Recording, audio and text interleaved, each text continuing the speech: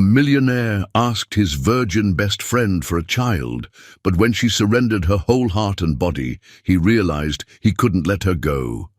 Hi, my beautiful family. Before anything else, please join me in this quiet prayer. Dear God, as I step into this journey of healing, be my protector, guide the hands of those who care for me, and wrap me in your mercy.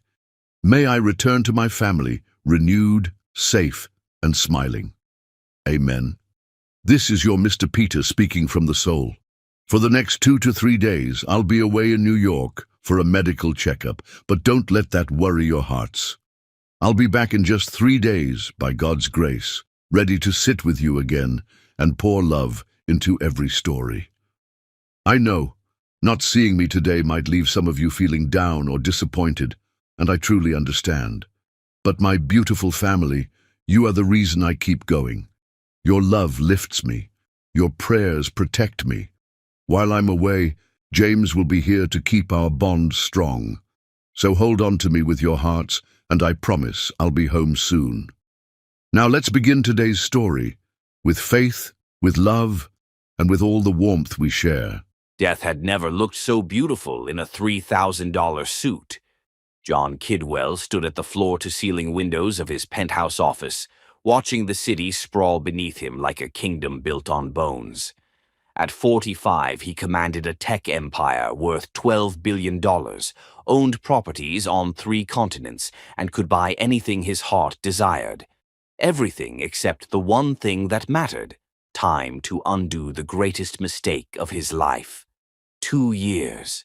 That's what the doctors had given him before his body became a tomb. But John knew the truth. He'd been dying for 15 years, ever since the night he'd chosen fear over love, and lost the only woman who'd ever seen his soul. The rare genetic condition coursing through his veins was just biology finally catching up to his heart. But there was one last option.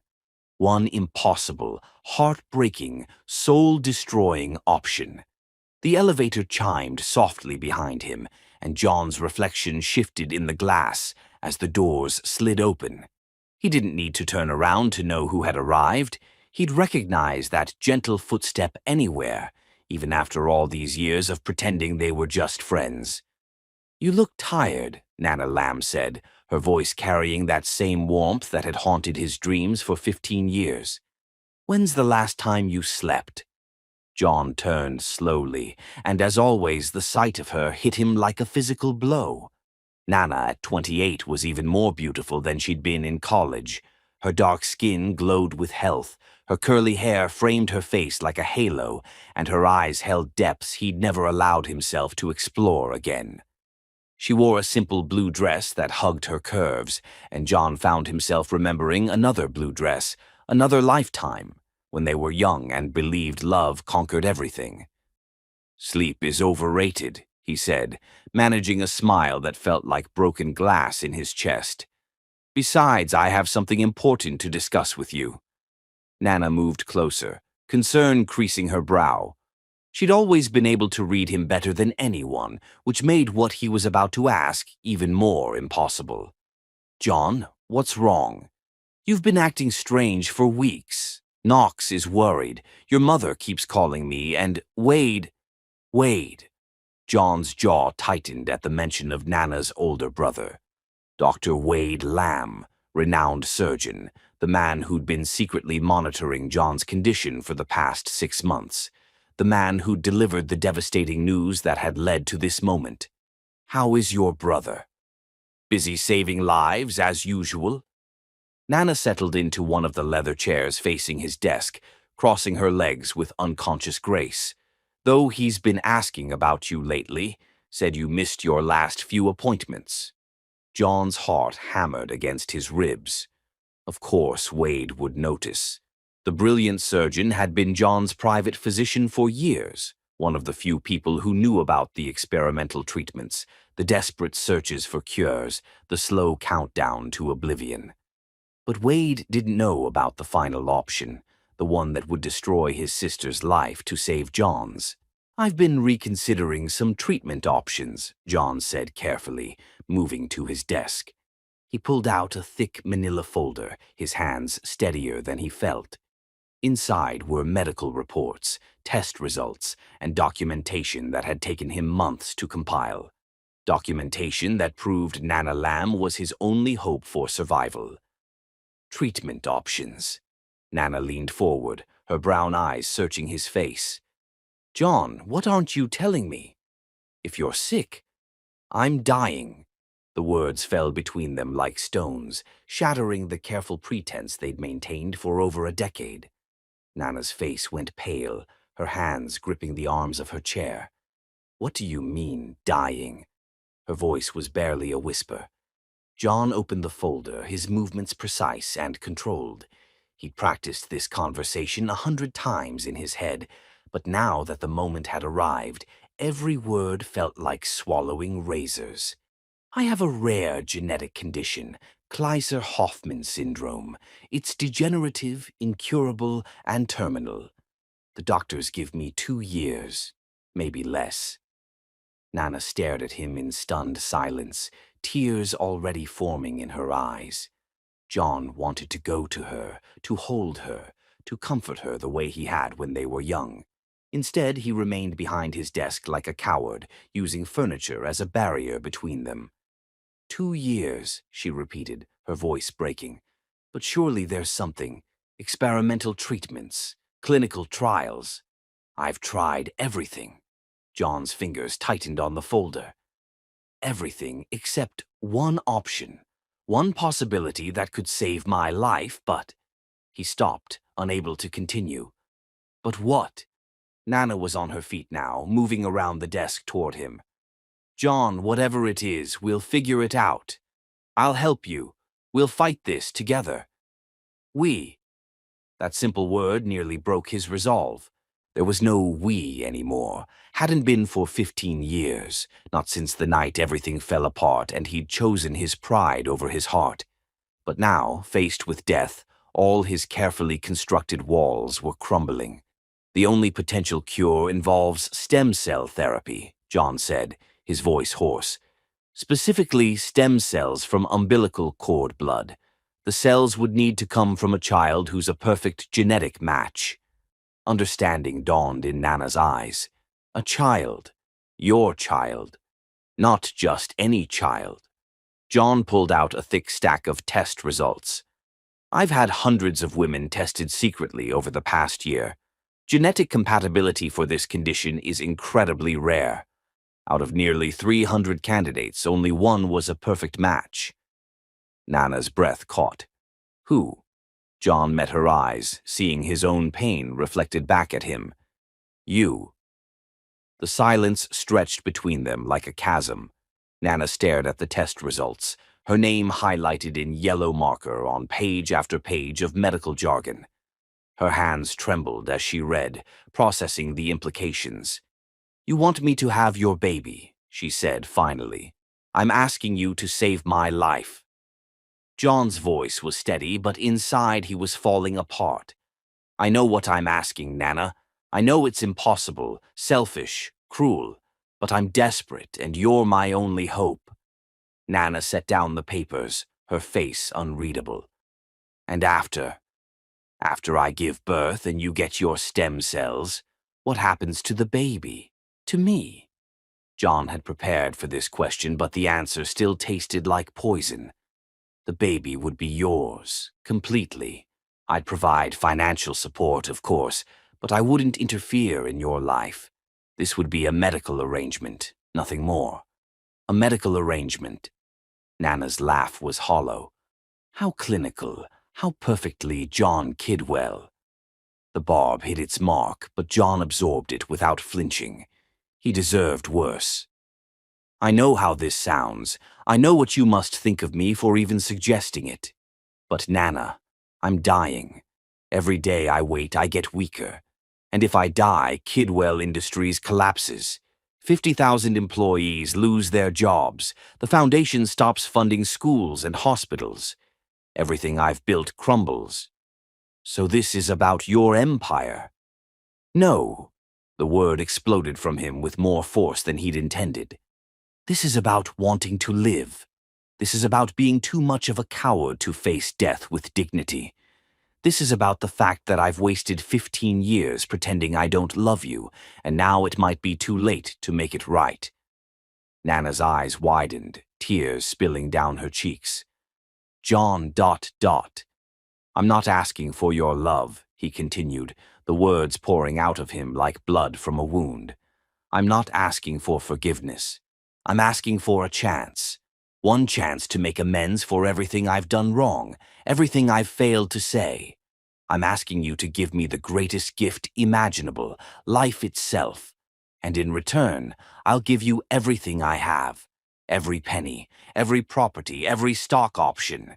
If I survive this, if the treatment works, I'll spend the rest of my life proving I deserve the miracle you gave me. Nana stood frozen, tears streaming down her face, her chest rising and falling rapidly.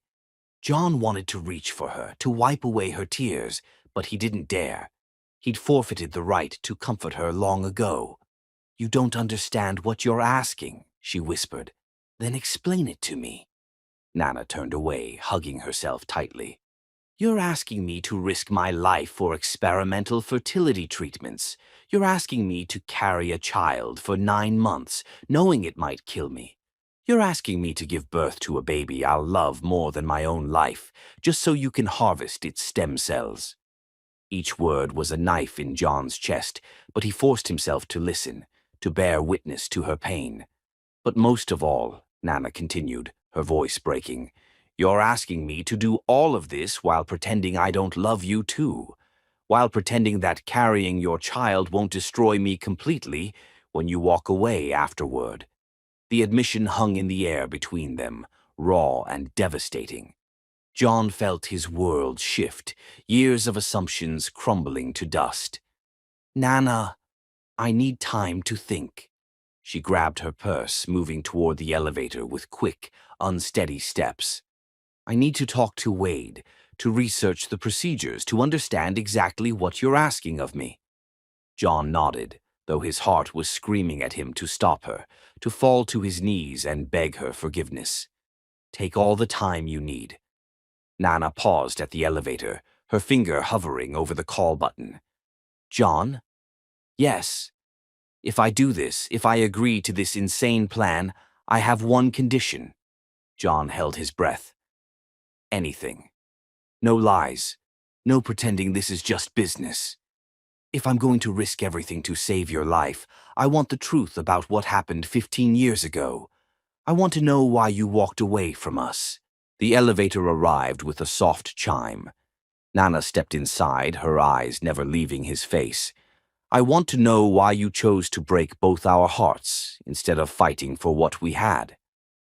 The doors closed, leaving John alone with his guilt, his desperation, and the terrible weight of secrets he'd buried so deep he'd almost convinced himself they weren't real. But they were real. All of it. The love, the loss, the lie that had destroyed everything. And now, with death breathing down his neck, and his only salvation depending on the woman whose heart he'd shattered, John Kidwell was going to have to face the truth at last, even if it killed him, even if it killed them both. Chapter 2. When the past bleeds into the present. Some secrets are buried so deep they become part of your bones until someone starts digging with surgical precision. Nana Lamb stood in the rain outside Seattle General Hospital, watching her breath fog in the cold air like the ghosts of words she'd never spoken. The medical reports in her hands contained John's death sentence, but they were also her confession. She'd been planning his murder for 6 months. Not with poison or violence, but with something far more cruel. Hope. She already knew John was dying. More than that, she knew exactly how he was going to die, who was killing him, and why. The question that haunted her wasn't whether to save him, it was whether she was strong enough to become the kind of person who could watch someone she'd once loved destroy himself with desperate dreams. Because Nana Lamb had discovered something that would shatter John Kidwell completely. She wasn't just his salvation. She was his judge, his jury, and potentially his executioner. and the man she'd mourned for 15 years had no idea he was already dead. Their father. The comparison hit Nana like a physical blow. Richard Lamb had been diagnosed with terminal cancer when Nana was 12 and Wade was 16.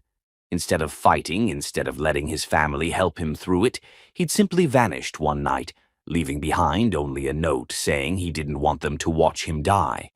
They'd found his body 3 months later in a motel 2 states away, alone and forgotten. "I won't let that happen again," Wade had said, his dark eyes fierce with determination. "But John won't accept help. The stubborn bastard thinks he can face death the same way he faces everything else, alone." That's when Nana had made her decision.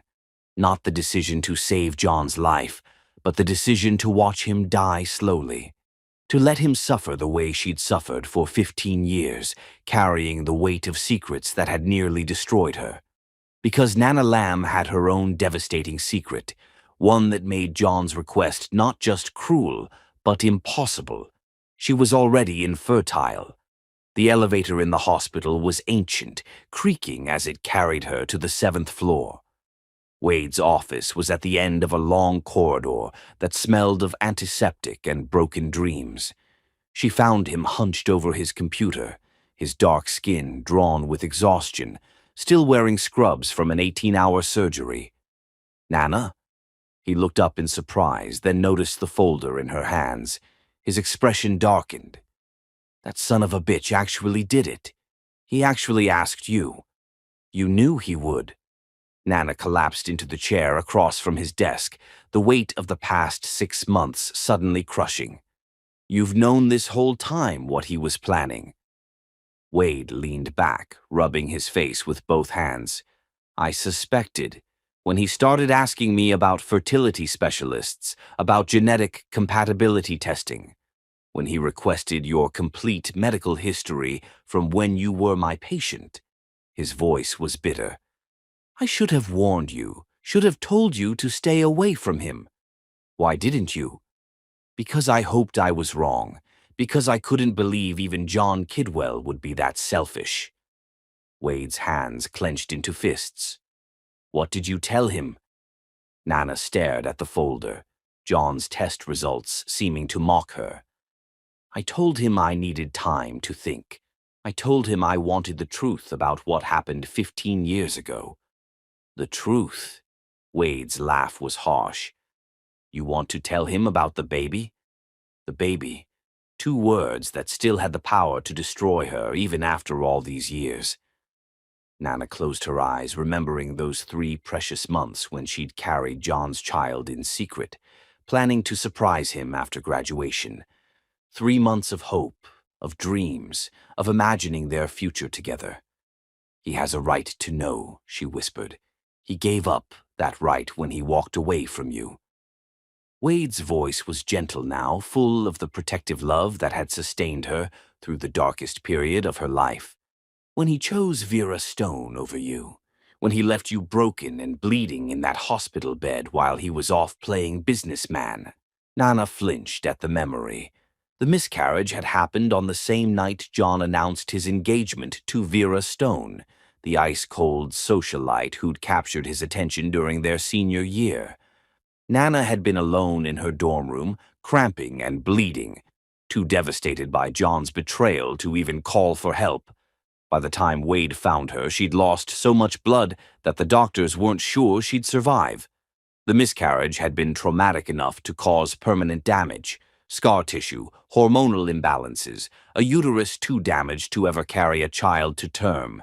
At 18, Nana Lamb had lost not just her first love, but her ability to ever become a mother. "The fertility treatments he's proposing," Wade continued, his voice clinical now, "would kill you. Your body can't handle the hormone therapy, can't sustain a pregnancy.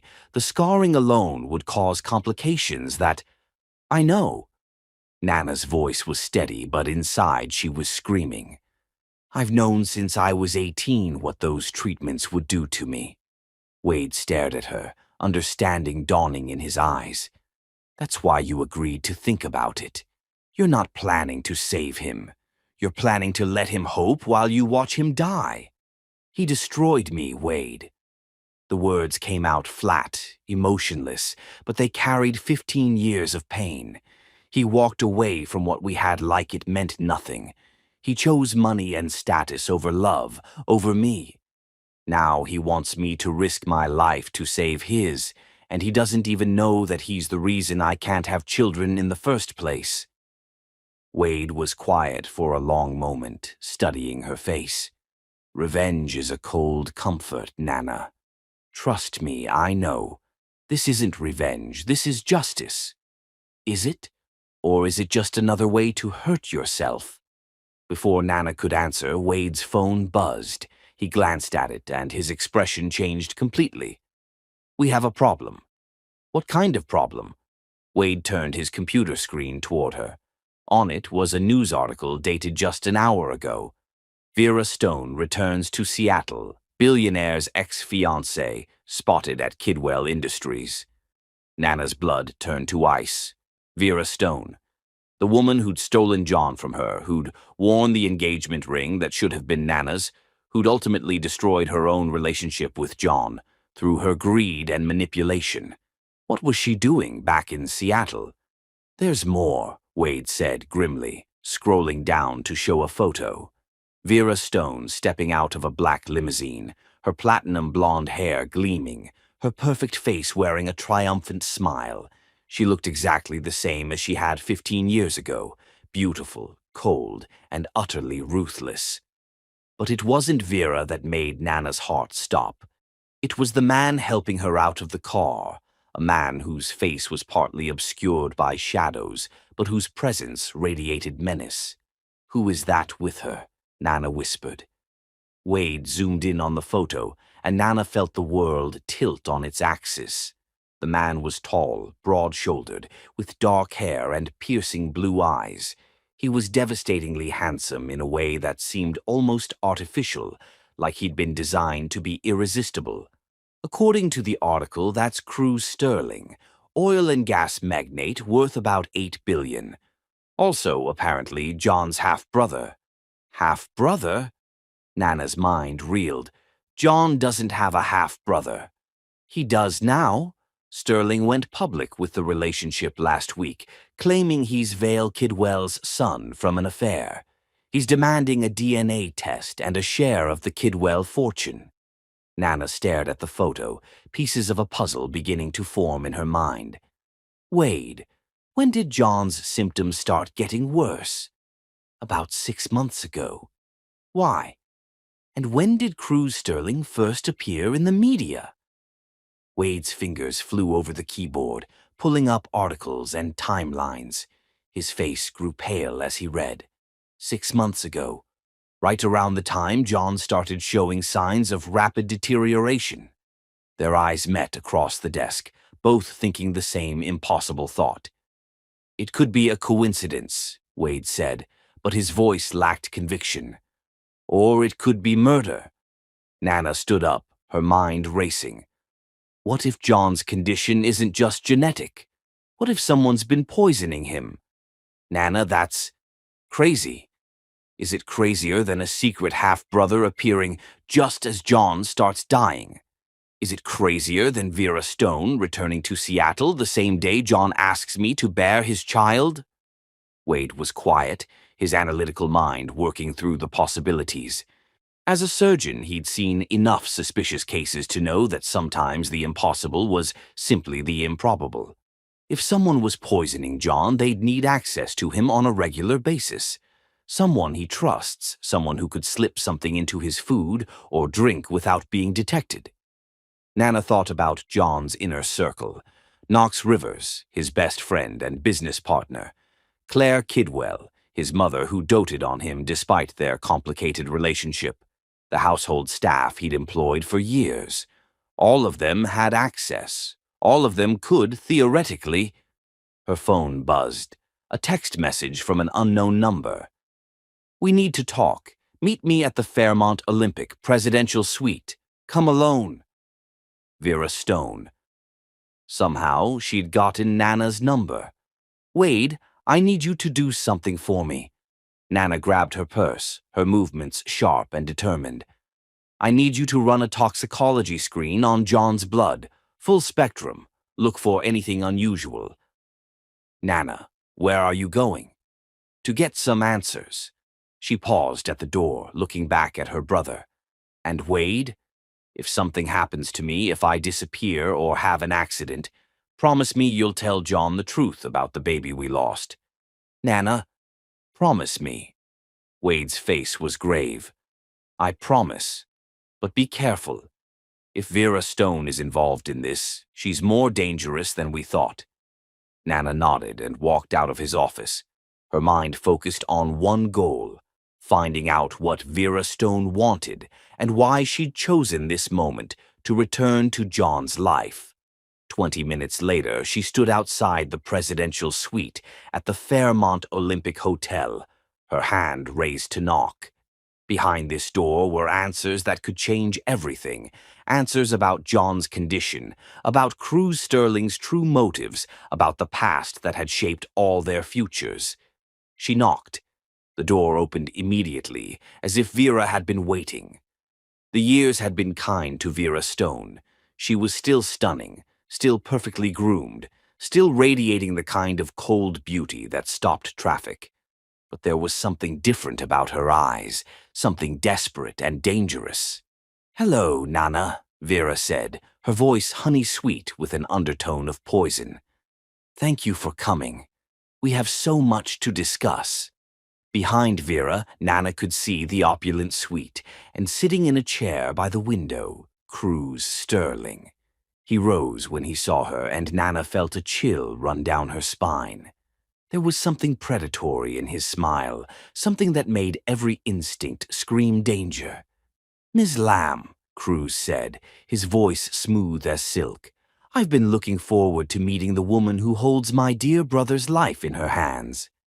Nana stepped into the suite, the door closing behind her with a final sounding click. She was trapped now, alone with two people who clearly had their own agenda regarding John Kidwell's fate. What do you want? She asked, proud that her voice didn't shake. Vera smiled, and it was the most terrifying expression Nana had ever seen. I want to offer you a deal, darling. One that will give you everything you've ever wanted and destroy John Kidwell in the process. Chapter 3. The Devil's Deal Revealed. The most dangerous lies are the ones wrapped in truth and tied with the ribbons of our deepest desires. The presidential suite at the Fairmont Olympic Hotel reeked of expensive perfume and emotional decay. Vera Stone held court like a queen of broken dreams, but Nana could see the hairline cracks in her porcelain mask. 15 years of hatred had carved fine lines around Vera's eyes, turned her smile into something that belonged in a museum of beautiful, deadly things. You're not here to destroy John, Nana realized, studying Vera's face with the precision of someone who'd learned to read lies in the spaces between words. You're here to save him. Vera's laugh was like crystal breaking in reverse, sharp fragments reassembling into something that might have once been joy.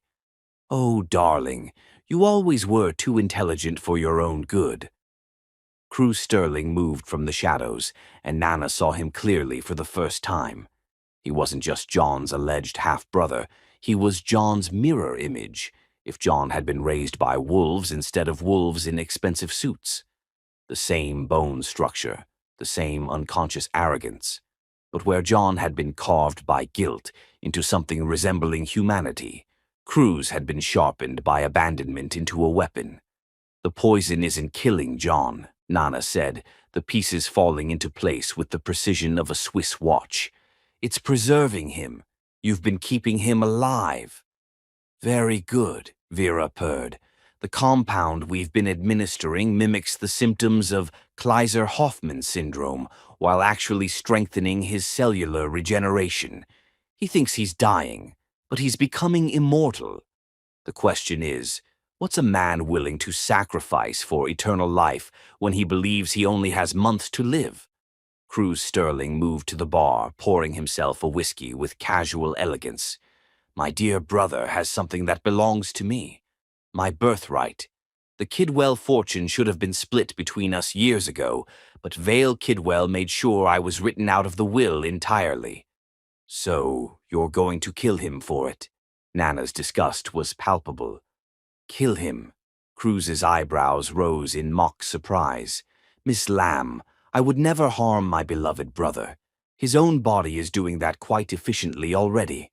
The casual cruelty of his words hit Nana like a slap. You're talking about poisoning him. Such an ugly word. Vera stood and moved to the window, her silhouette sharp against the Seattle skyline.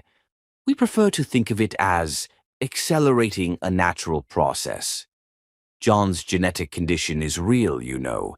The Kleiser-Hoffman syndrome runs in the Kidwell bloodline. Vale had it. John has it. And if John has children, they'll have it too. But genetic conditions can be dormant for years, Cruz continued smoothly. Sometimes they need a little push to manifest, a catalyst, if you will. Nana felt sick. You've been poisoning him, triggering his symptoms artificially. For the past year, Vera confirmed with satisfaction. Small doses of a compound that exacerbates the genetic markers, makes the deterioration happen faster. He thinks he has 2 years, but really, he has 6 months at most. Why are you telling me this? Nana demanded. Why would you confess to murder? Cruz returned to his chair, swirling his whiskey thoughtfully. Because, dear sister-in-law, we need your help to finish the job. I'll never help you hurt John, even when we can give you exactly what you want. Vera's smile was razor-sharp. Revenge against the man who destroyed your life, the man who chose me over you and left you broken and bleeding. Nana's blood turned to ice. They knew. Somehow they knew about the miscarriage, about the baby she'd lost, about the fertility problems that had stolen her chance at motherhood. You look surprised, Cruz said, noting her expression. Did you really think we'd make you an offer without researching your history? We know all about your tragic love affair with John. We know about the pregnancy you kept secret. We know about the night you lost everything while he was celebrating his engagement to Vera. We know he's the reason you can never have children, Vera added, her voice dripping with false sympathy. How poetic that he's now asking you to bear his child to save his life, the very thing his betrayal made impossible. Nana stood abruptly, fury and pain warring in her chest. You're insane if you think I'll help you.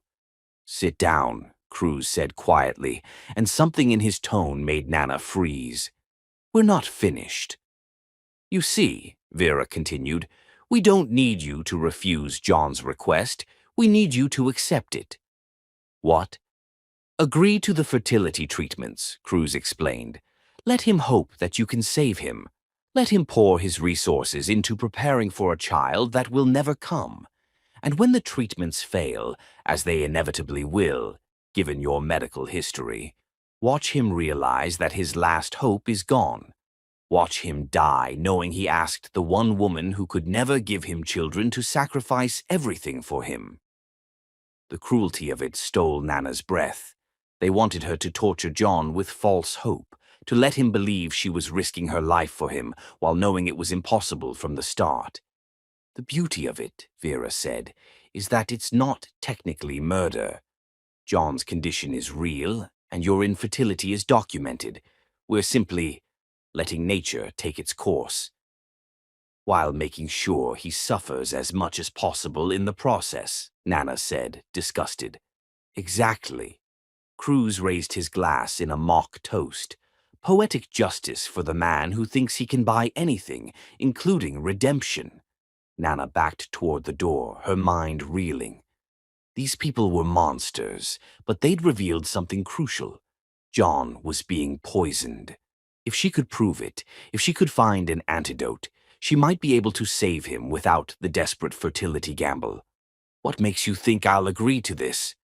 Vera and Cruz exchanged a look, and Nana's stomach dropped. There was more. There was always more. Because, Vera said softly, We have something you want even more than revenge." She nodded to Cruz, who pulled out a manila folder much like the one John had given Nana earlier.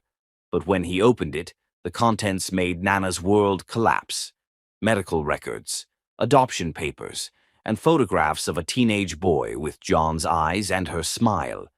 "Meet Thomas Richmond," Cruz said casually. 15 years old, honor student, star of his high school basketball team. Also, your son. Nana's legs gave out. She collapsed back into the chair, her hands shaking violently as she stared at the photographs. The boy in the pictures looked exactly like John had at that age, tall, lean, with dark hair and those distinctive blue-green eyes. But there was something unmistakably hers in his features, too.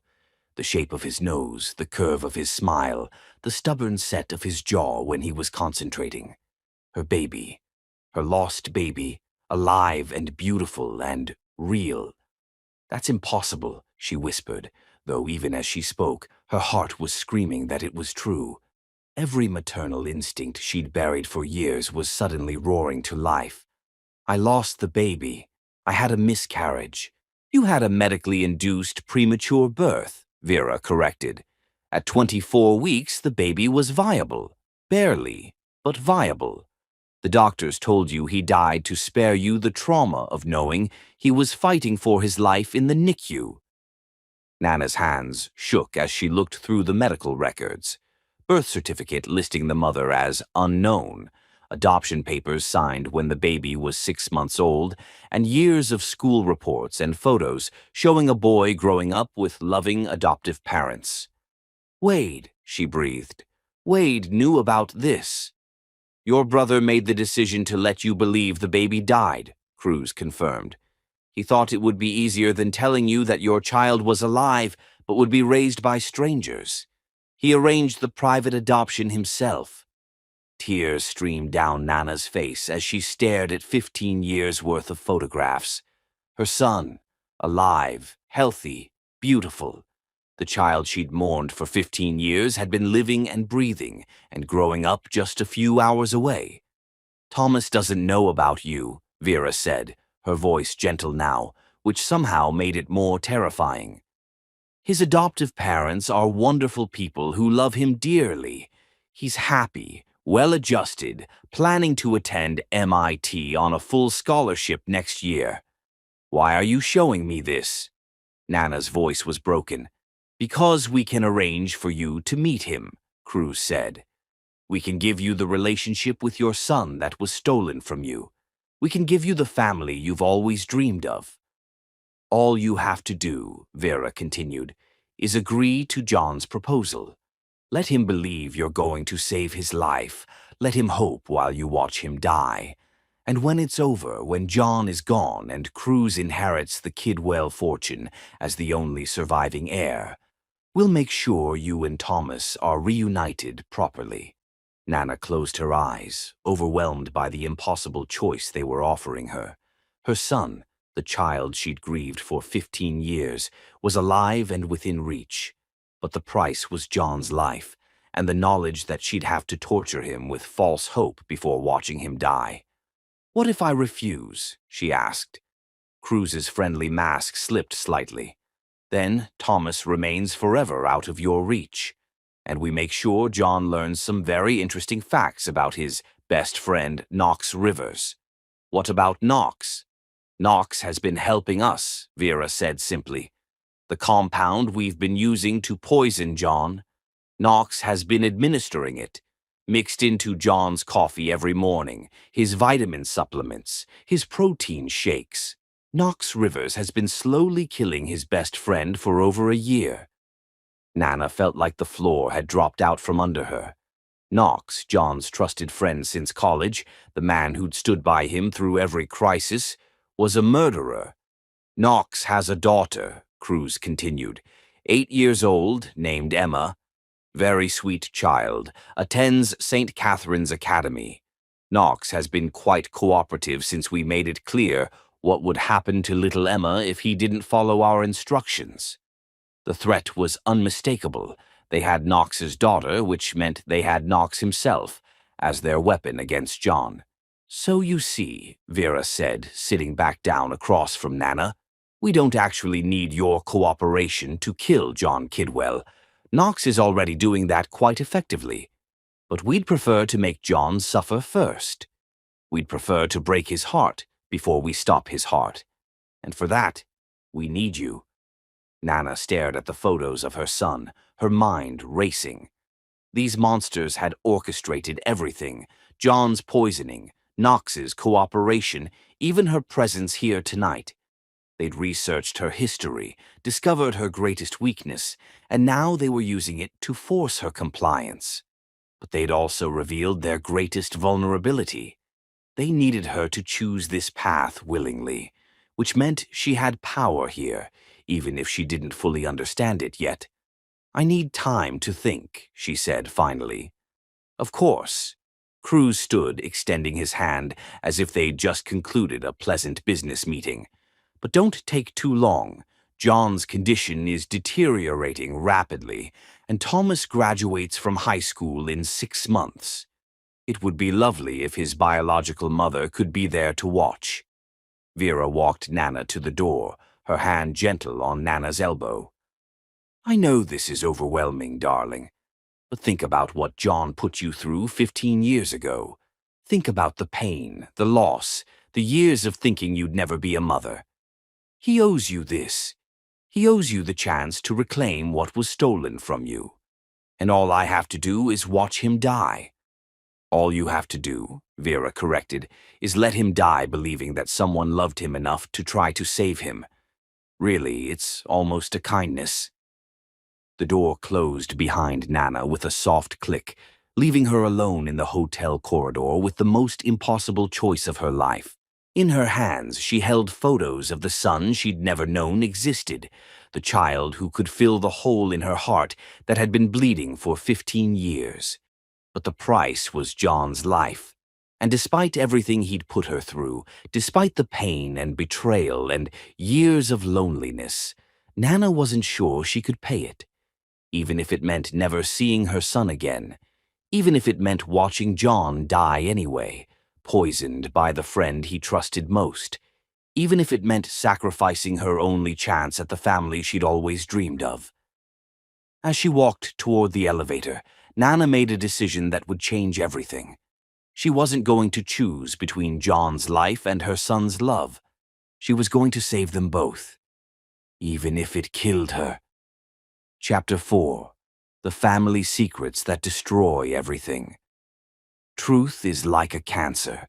Once it starts spreading, it devours everything in its path, including the lies we told ourselves to survive.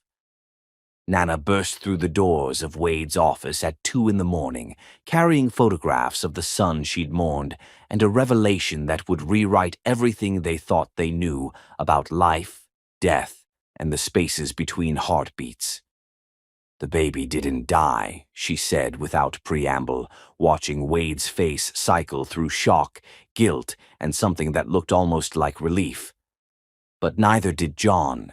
They're both alive, Wade. They're both impossible, beautiful, breathing miracles, and I've been playing God with their lives." Wade set down his surgical notes with the careful precision of a man whose world was collapsing in slow motion. "What are you talking about? Thomas Richmond isn't just our son. He's John's genetic duplicate, created using experimental cloning technology 15 years ago. The adoption was a cover story to hide the fact that they were conducting illegal human experiments." Nana spread the photographs across his desk like tarot cards predicting a future none of them had imagined. "And John isn't dying from Kaiser-Hoffmann syndrome. He's the first successful test subject for cellular regeneration therapy. He's becoming something unprecedented, a man who can't die. That's impossible. So was a baby surviving at 24 weeks 15 years ago. So was a woman getting pregnant despite irreparable uterine damage. So was a poison that perfectly mimics genetic disease symptoms while actually strengthening the victim." Nana met her brother's eyes. We're living in a world where impossible is just another word for we haven't figured out the science yet. Wade stared at the photographs of Thomas. Their Thomas, John's Thomas, the boy who existed because someone had decided to play God with DNA and hope. If this is true, if John is becoming immortal and Thomas is his clone, then we're not just fighting for love, Nana finished. We're fighting for the future of what it means to be human. Wade's face went ashen, his eyes fixed on the photos in her hands, and she watched 15 years of guilt crash down on him like an avalanche. "Where did you get those?" he whispered. "Vera Stone gave them to me. Vera Stone, Wade. The woman who destroyed my life now knows more about my son than I do." Nana threw the photos onto his desk, watching them scatter like accusations. "Did you really think I'd never find out? Did you think he'd just disappear forever?" Wade stood slowly, his hands shaking. "Nana, let me explain." "Explain what?" "Explain how you held my hand while I cried over a dead baby who was actually fighting for his life in the NICU. Explain how you let me believe I'd failed as a mother when I'd actually given birth to a living child. Explain how you stole 15 years of my son's life from me. I was trying to protect you." Wade's composure finally cracked. "You were 18 years old, Nana. 18 and bleeding out from complications while John Kidwell got engaged to someone else. You were broken, completely shattered, and I couldn't bear to tell you that your baby was alive, but would spend months fighting to survive, probably with severe disabilities." Nana stared at him, seeing her brother, her protector, her anchor, as a stranger for the first time. "So you decided for me. You decided I was too weak to handle the truth. You were too weak." Wade's voice rose.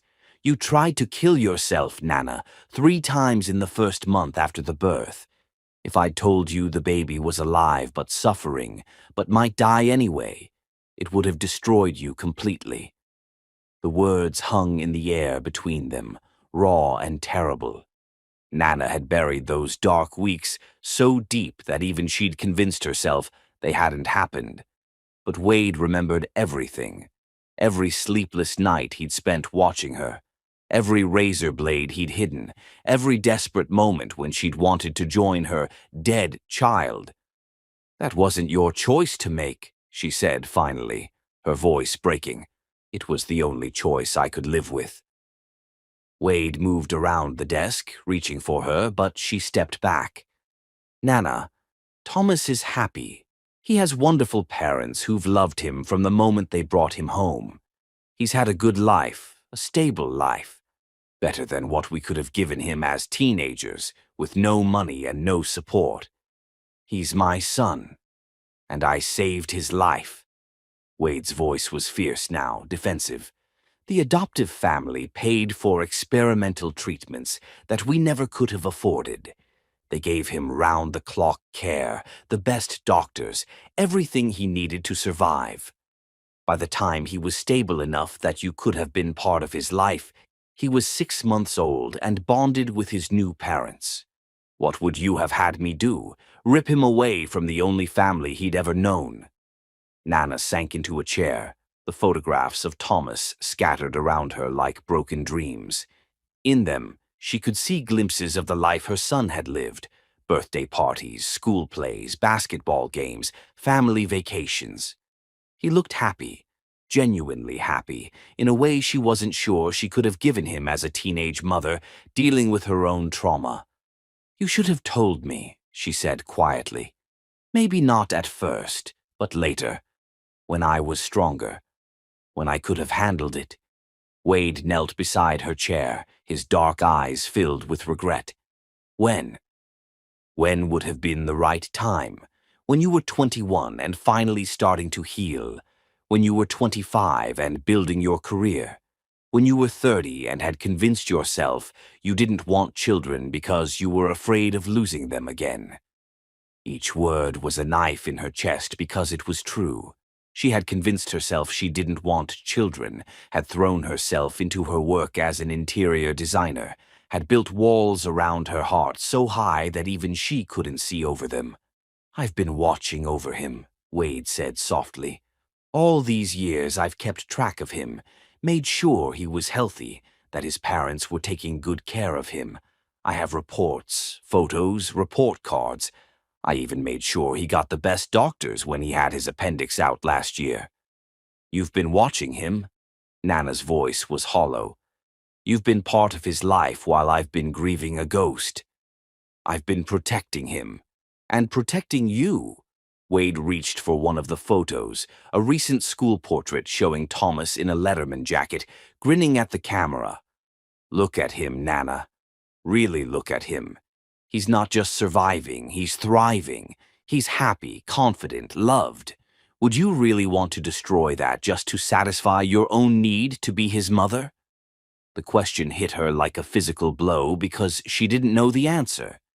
Did she have the right to disrupt Thomas's life just because she'd discovered the truth? Did her 15 years of grief and loss give her the right to claim a child who'd lived his entire life without her? "Vera Stone and Crew Sterling know about him," she said, changing the subject before she fell apart completely. "They're using him as leverage to get me to cooperate with their plan to kill John." Wade's expression darkened. "What kind of plan?" Nana told him everything, about the poisoning, about Knox's betrayal, about the impossible choice Vera and Cruz were forcing on her. With each revelation, Wade's face grew paler. "Knox has been poisoning John?" Wade stood abruptly, running his hands through his hair. "Jesus Christ, I knew something was wrong with John's blood work, but I thought it was just the progression of his condition. They have Knox's daughter. They're blackmailing him. And they want you to agree to fertility treatments that would kill you, just to torture John before he dies." Wade began pacing, his medical mind working through the implications. "Nana, you can't seriously be considering this." "I'm considering saving John's life and getting my son back." Wade stopped pacing. "How?" "I don't know yet, but there has to be a way. If John is being poisoned, then there might be an antidote. If Knox is being blackmailed, maybe we can find a way to free his daughter. And if Thomas is my son, then maybe—" "Maybe what? Maybe you can waltz into his life and explain that his dead biological mother is actually alive and wants to play happy family?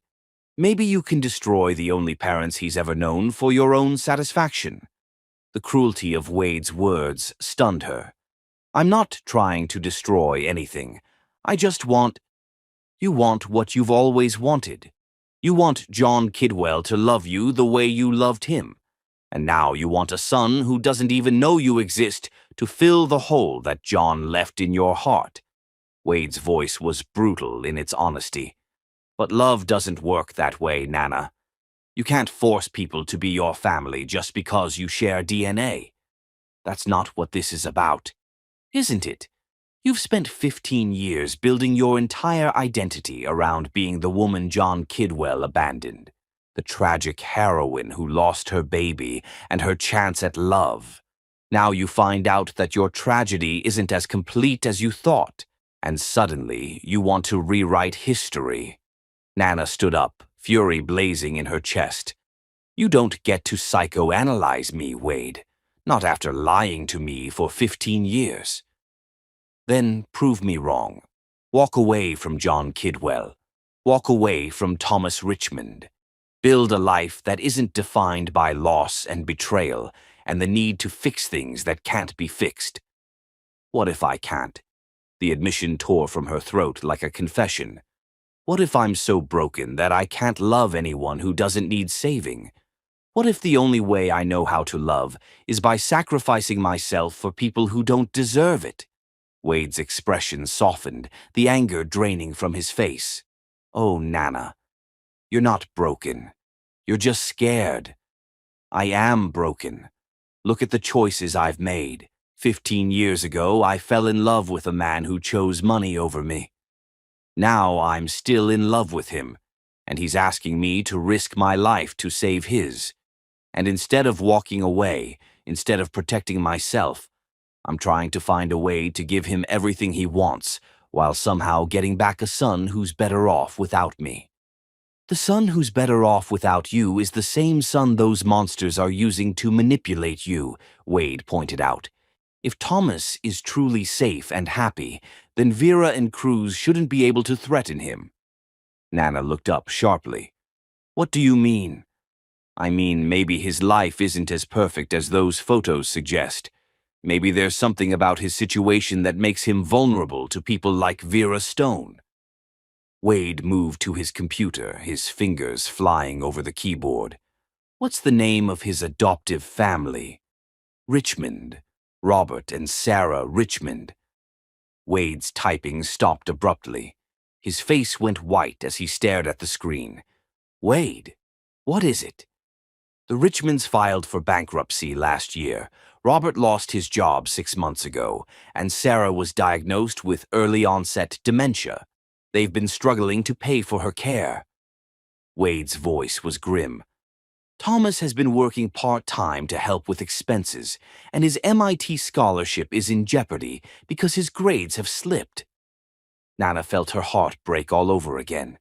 He's not happy and stable. He's struggling, which makes him the perfect target for someone offering financial assistance in exchange for cooperation. Wade looked up from the computer. Nana, if Vera Stone has approached the Richmond family, if she's offered to help them in exchange for access to Thomas, then he's already in danger. Nana grabbed her purse, her mind made up. I have to go to him. I have to warn him. And say what? Hi, I'm the mother you thought was dead, and some sociopaths are using you to force me to help them commit murder. That'll go over well. Then what do you suggest? Wade was quiet for a long moment, staring at the photos of Thomas scattered across his desk. I suggest we save John Kidwell first. If we can expose the poisoning and find an antidote, if we can prove that Cruz Sterling and Vera Stone are behind everything, then maybe we can protect Thomas without destroying his life. And if we can't, then we pray that love really can conquer everything, because we're going to need a miracle. Wade gathered up the photos, handling them with careful reverence. But first, we need to test John's blood for the specific compound they've been using. If we can identify it, we can find a way to neutralize it. Nana nodded, her resolve strengthening. And we need to find a way to free Knox's daughter. As long as they have her, Knox will keep poisoning John. And we need to do all of this without Vera Stone and Cruz Sterling realizing we know the truth. Wade handed her the photos. Can you do that? Can you face John tomorrow and pretend you're considering his proposal while we work behind the scenes to save his life? Nana looked down at the picture on top. Thomas in his basketball uniform, so much like John at that age, but with her smile, her stubborn chin. Her son. The child she'd grieved, the family she'd never thought she could have. I can do whatever it takes, she said quietly. For John, for Thomas, for all of us. Even if it means lying to John about the baby we lost. Nana closed her eyes, feeling the weight of 15 years of secrets pressing down on her. Especially then, some truths are too dangerous to tell, at least until we know who we can trust. Wade nodded, understanding passing between them despite everything that had been broken tonight. Then let's go save the people we love, before it's too late to save anyone at all, including themselves. Chapter 5. The Enemy Among Us. The most dangerous enemies are the ones who know where you sleep at night, and what you dream about when you close your eyes. John Kidwell stood at the window of his penthouse, watching the sunrise paint Seattle in shades of gold and crimson, unaware that he was looking at the last natural dawn he would ever see as a mortal man. The coffee in his hands, Knox's carefully prepared morning ritual, contained not poison, but liquid evolution. Each sip was rewriting his DNA, cell by cell, turning him into something that had never existed before, a human being who could love forever because he would live forever. The irony was exquisite. In trying to save his life, he was becoming the very thing that would make losing Nana unbearable for eternity. When the elevator chimed and Nana walked toward him, John saw her differently than he had in years, not just as the woman he'd lost, but as the woman he would need to sustain him through centuries of existence. The weight of that realization should have terrified him. Instead, it made him understand why Vera Stone had orchestrated this elaborate dance of deception and hope. "You came," he said, surprised by the relief in his own voice. "I said I would." Nana stopped a few feet away, and John caught something in her eyes, a knowledge that went deeper than the decision she was about to reveal. "I've made my decision, John. But first, I need to know something. Anything. If you could live forever, would you want to?" The question should have seemed random, philosophical. Instead, it felt like a scalpel cutting straight to the heart of everything. John set down his coffee, his daily dose of immortality, and really looked at the woman he'd never stopped loving. "Not without you," he said simply. "What good is forever if you're alone?" Nana's smile was heartbreaking in its beauty. "That's what I needed to hear." The elevator chimed, and John turned to see Nana walking toward him, her face carefully composed but her eyes holding secrets. She looked beautiful in a simple black dress, but there were shadows under her eyes that suggested she hadn't slept any more than he had. "You came," he said, surprised by the relief in his own voice. "I said I would." Nana stopped a few feet away from him, maintaining the careful distance they'd perfected over the years. "I've made my decision, John." John's heart stopped. Everything, his life, his company, his legacy, hung on her next words. But more than that, everything he'd never allowed himself to hope for, balanced on the edge of this moment. "And?" Nana took a breath, and John saw her hands tremble slightly before she clasped them together. "I'll do it. I'll carry your child." The coffee cup slipped from John's fingers, shattering on the marble floor. Coffee, poisoned coffee, spread across the white stone like a dark omen. But John didn't notice. All he could see was Nana, the woman he'd loved and lost and never stopped mourning, offering him salvation. "Nana." He moved toward her, but she held up a hand to stop him. "I have conditions." "Anything." "First, complete honesty. No more secrets between us. I want to know everything about your condition, your treatments, your prognosis. Everything." John nodded, though the irony wasn't lost on him. He was asking for honesty while hiding the most devastating secret of all, that he'd never stopped loving her, that every day without her had been a kind of death. "Second, I want complete medical autonomy. My brother Wade will be part of my care team, along with specialists of my choosing. I won't be treated like an incubator for your heir. Of course, Wade is one of the best surgeons in the country. I'd trust him with—" John stopped, something cold settling in his chest. "How much does Wade know about my condition?" Nana's hesitation was so brief he almost missed it. "He knows you're sick. I had to tell him something when I asked him about the fertility treatments. It was a lie." John could see it in the tiny flicker of her eyes, the slight tension in her shoulders. Wade knew more than he was supposed to. But how much more? "Third," Nana continued, "I want protection. For both of us. I don't trust your business associates, and I especially don't trust your ex-fiancée." "Vera?" John's eyebrows rose. "Vera Stone hasn't been part of my life for over a decade. Why would you—" "She's in Seattle. She was at your office building yesterday, according to the news reports." Nana moved closer, and John caught a hint of her perfume, jasmine and rain, the same scent that had haunted him since college. "John, there are people who want to see you fail, people who would use me to hurt you." John's mind raced.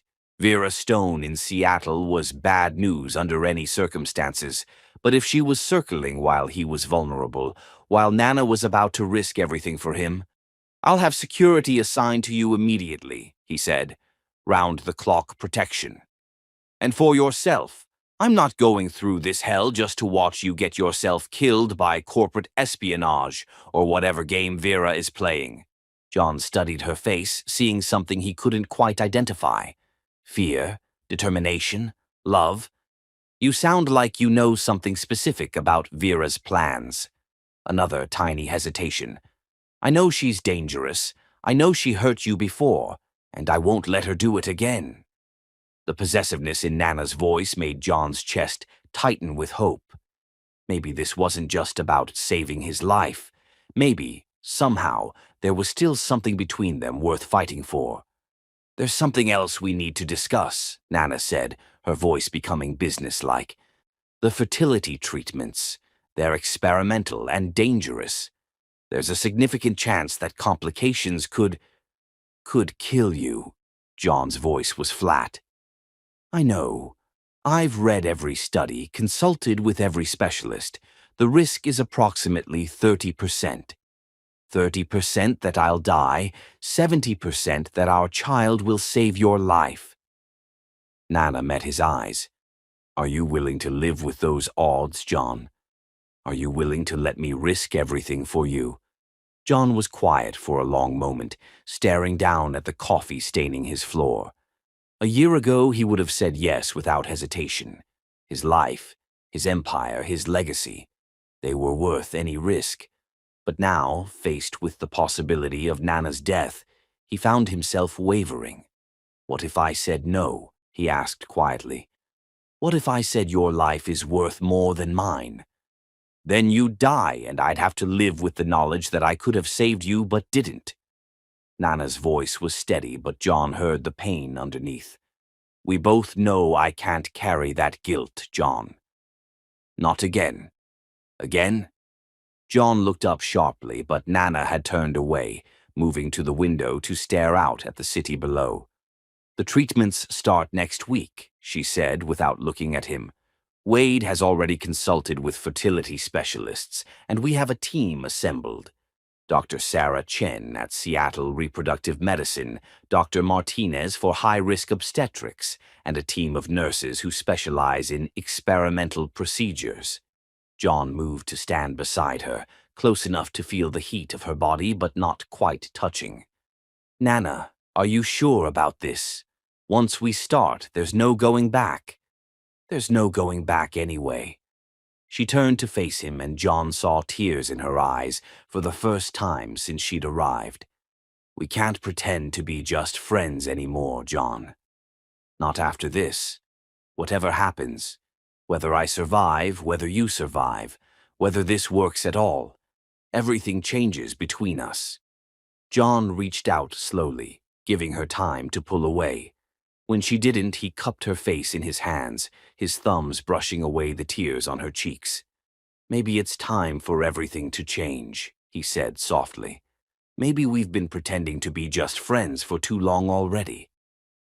For a moment, they stood frozen in time, 15 years of love and loss and careful distance hanging between them. John could feel Nana trembling under his touch, could see the war between hope and fear playing out in her eyes. Then the elevator chimed again, and they sprang apart as Knox Rivers walked into the penthouse, carrying a fresh tray of coffee and the morning newspapers.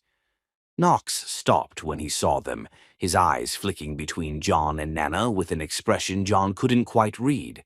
Was that guilt, fear, relief?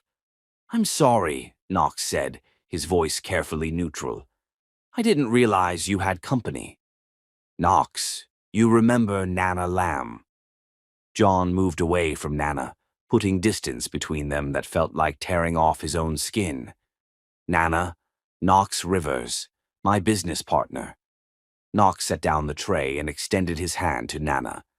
John watched her shake it, noting how Knox's smile didn't quite reach his eyes, how Nana's grip was probably a little tighter than necessary. Of course, It's been years, hasn't it? Knox's voice was warm, but John caught the tiny tremor in it. What brings you by so early? John and Nana exchanged a look. They hadn't discussed how much to reveal about their arrangement, but John could see in her eyes that she didn't trust Knox. Which was strange, because Knox had been John's closest friend and confidant for over a decade. Personal business, John said finally. Nothing that concerns Kidwell Industries. Knox nodded, but John saw his jaw tighten almost imperceptibly. Well, I'll leave you to it. But John, we need to discuss the Sterling situation later. Cruz Sterling's legal team has filed additional paperwork claiming rights to the Kidwell patents. Cruz Sterling, John's alleged half-brother, the man who'd appeared out of nowhere 6 months ago, claiming to be Vale Kidwell's illegitimate son. The timing had always seemed suspicious to John, but he'd been too focused on his deteriorating health to investigate properly. 6 months ago, John said slowly, a terrible suspicion beginning to form. Knox, when exactly did Cruz Sterling first make contact with us? March 15th, Knox replied without hesitation. Why? John's blood turned to ice. March 15th was 3 days after he'd received his terminal diagnosis, 3 days after he'd confided in Knox about his condition and his desperate search for treatment options. No reason, John said, but his mind was racing. The timing was too perfect to be coincidental. Someone had told Cruz Sterling about John's illness, giving him the perfect opportunity to appear and stake a claim to the Kidwell fortune. But who? The only people who knew about John's condition were Wade, Knox, and... John's eyes found Nana's across the room. She was watching Knox with unconcealed suspicion, her jaw tight with an anger John didn't understand. Actually, Knox, John said carefully, I've been having some unusual symptoms lately. Tremors, nausea, fatigue beyond what the doctors predicted. Have you noticed anything? Knox's face went pale. No, nothing specific. But you have been working too hard, not sleeping enough. Maybe you should take some time off, get some rest. Maybe I should. John moved to the coffee tray, lifting one of the steaming cups Knox had brought. This coffee tastes different lately. Bitter. Are you using a new blend? Same blend as always, Knox said, but his voice cracked slightly. Jamaican Blue Mountain, just the way you like it. John lifted the cup to his lips, and Nana moved so quickly she was a blur. She knocked the cup from his hands, sending it crashing to the floor beside the remnants of the first cup. Don't, she said, her voice deadly quiet. Don't drink anything he gives you. Knox stared at her in shock. What are you talking about? I'm talking about the poison you've been putting in John's coffee for the past year. Nana's voice was steel wrapped in silk. I'm talking about how you've been slowly killing your best friend while pretending to be loyal to him. The silence that followed was deafening. Knox's face cycled through a dozen emotions: shock, fear, guilt, and finally, desperate resolve. I don't know what you're talking about, he said, but his voice lacked conviction. John felt the world tilt beneath his feet. Knox, his closest friend, the man he'd trusted with his life, had been murdering him 1 cup of coffee at a time. Knox? John's voice was barely a whisper. Is it true? Knox looked between John and Nana, his composure finally cracking completely. Tears filled his eyes as months of guilt and terror crashed down on him. They have Emma, he whispered. John, they have my little girl. They took her 6 months ago, said she was at a special school, but I know she's being held prisoner. They send me photos every week to prove she's still alive, still safe, but only as long as I do what they tell me. John staggered backward, the betrayal hitting him like a physical blow. Not just Knox's betrayal, but the knowledge that his friend had been trapped in this nightmare, forced to choose between John's life and his daughter's safety. What did they tell you to do? John asked, though he already knew the answer. Add this to your coffee every morning. Knox pulled a small vial from his jacket pocket, his hands shaking. They said it was just something to make you sick, to weaken your immune system so the genetic condition would progress faster. They said it wasn't permanent, that there was an antidote, that once you transferred half your assets to Cruz as rightful inheritance, they'd give me Emma back and let you recover. But it is permanent, isn't it? Nana said softly. There is no antidote. Knox's face crumpled. I figured that out last month when you started getting worse instead of better. When the doctors said you were deteriorating faster than expected. That's when I knew they were lying about everything.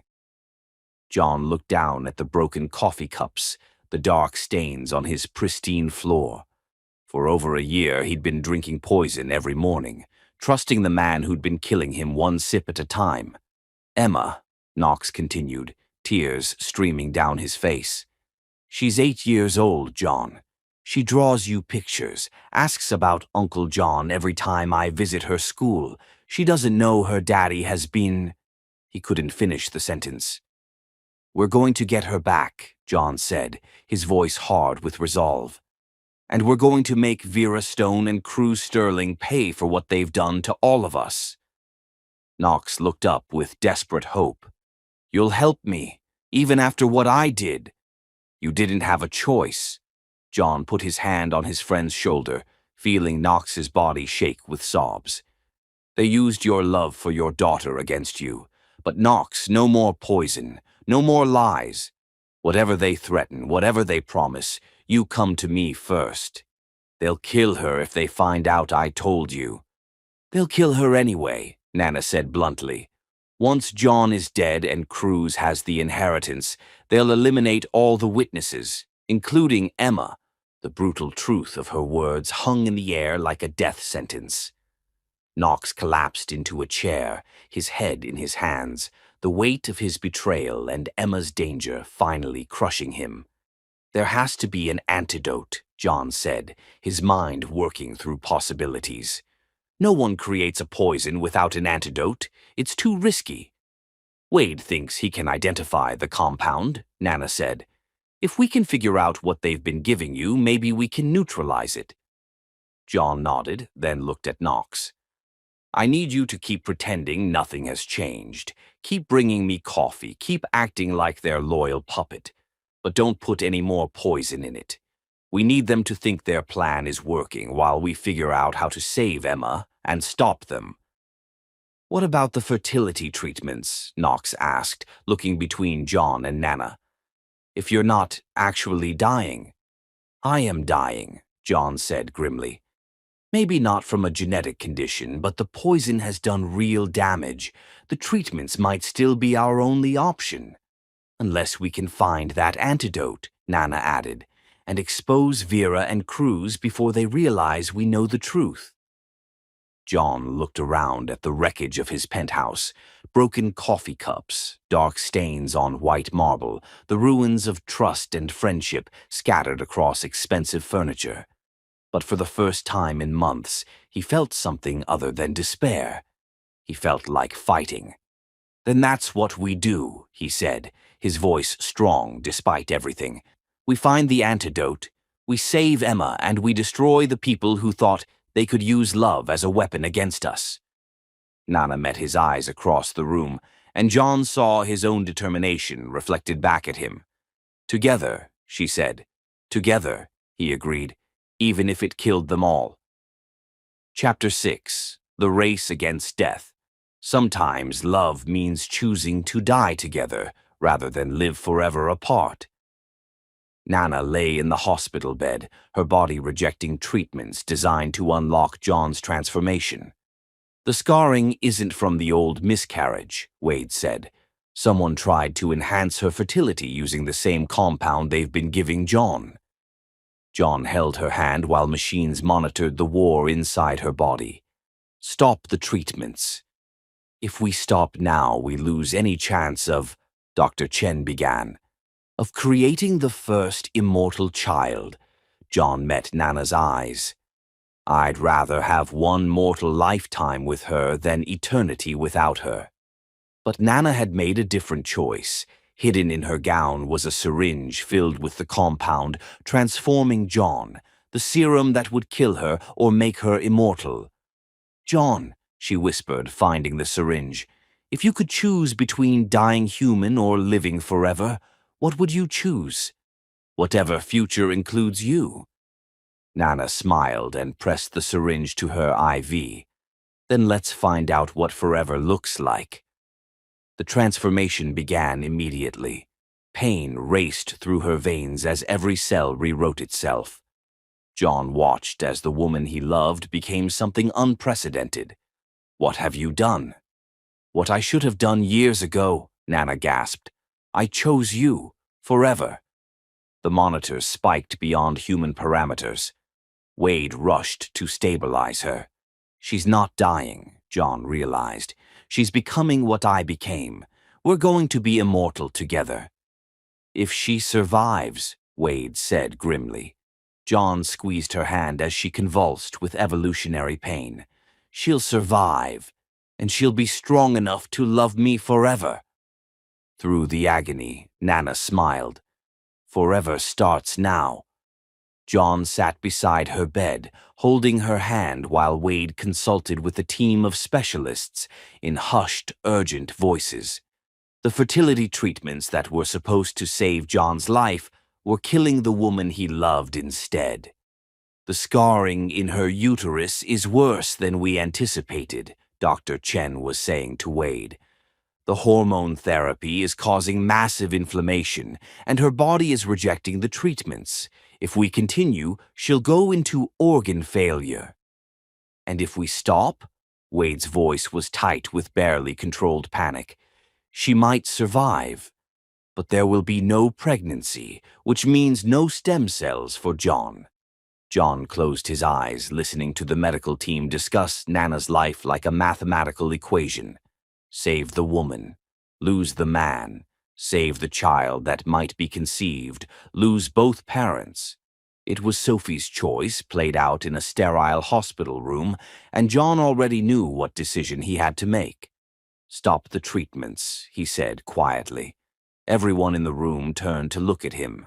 Wade, Dr. Chen, the nurses, even the unconscious Nana seemed to still in response to his words. "John," Wade said carefully, "if we stop now, we lose any chance of—" "I said stop them." John's voice was steel, final, and unbreakable. "I won't watch her die for me. Not like this." Dr. Chen nodded and began issuing orders to her team. Within minutes, the IV drips carrying the experimental hormones were removed, replaced with fluids designed to flush the drugs from Nana's system. John watched the poison leave her body and felt an echo of his own situation. How many months of poison had Knox pumped into him before they'd discovered the truth? "John." Nana's voice was barely a whisper, but her eyes were open, focused on his face with desperate intensity. "Don't stop. Please. It's too late. The decision is made." "You'll die." Tears leaked from the corners of her eyes. "I came here to save you, and I'm failing again." "You're not failing. You're surviving." John lifted her hand to his lips, pressing a kiss to her knuckles. "I'd rather have one day with you alive than a lifetime without you." Nana's eyes closed, exhaustion pulling her back toward unconsciousness. But before she drifted away, she whispered something that made John's blood freeze. "Thomas. Have to protect Thomas." John looked up at Wade sharply. "Thomas? Who's Thomas?"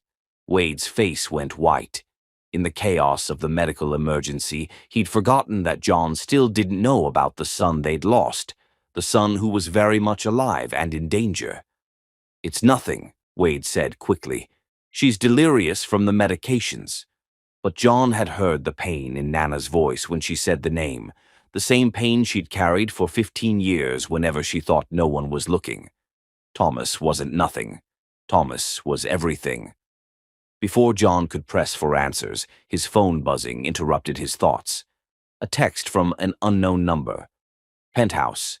Now, come alone or Emma dies. John's jaw tightened. Vera Stone summoning him like a dog, while the woman he loved lay dying in a hospital bed. But Emma Rivers was an 8-year-old girl who'd been held prisoner for months, and John couldn't abandon her any more than he could abandon Nana. I have to go, he told Wade. Stay with her. Don't leave her alone for a second. John, where are you? Just protect her. Whatever happens, protect her.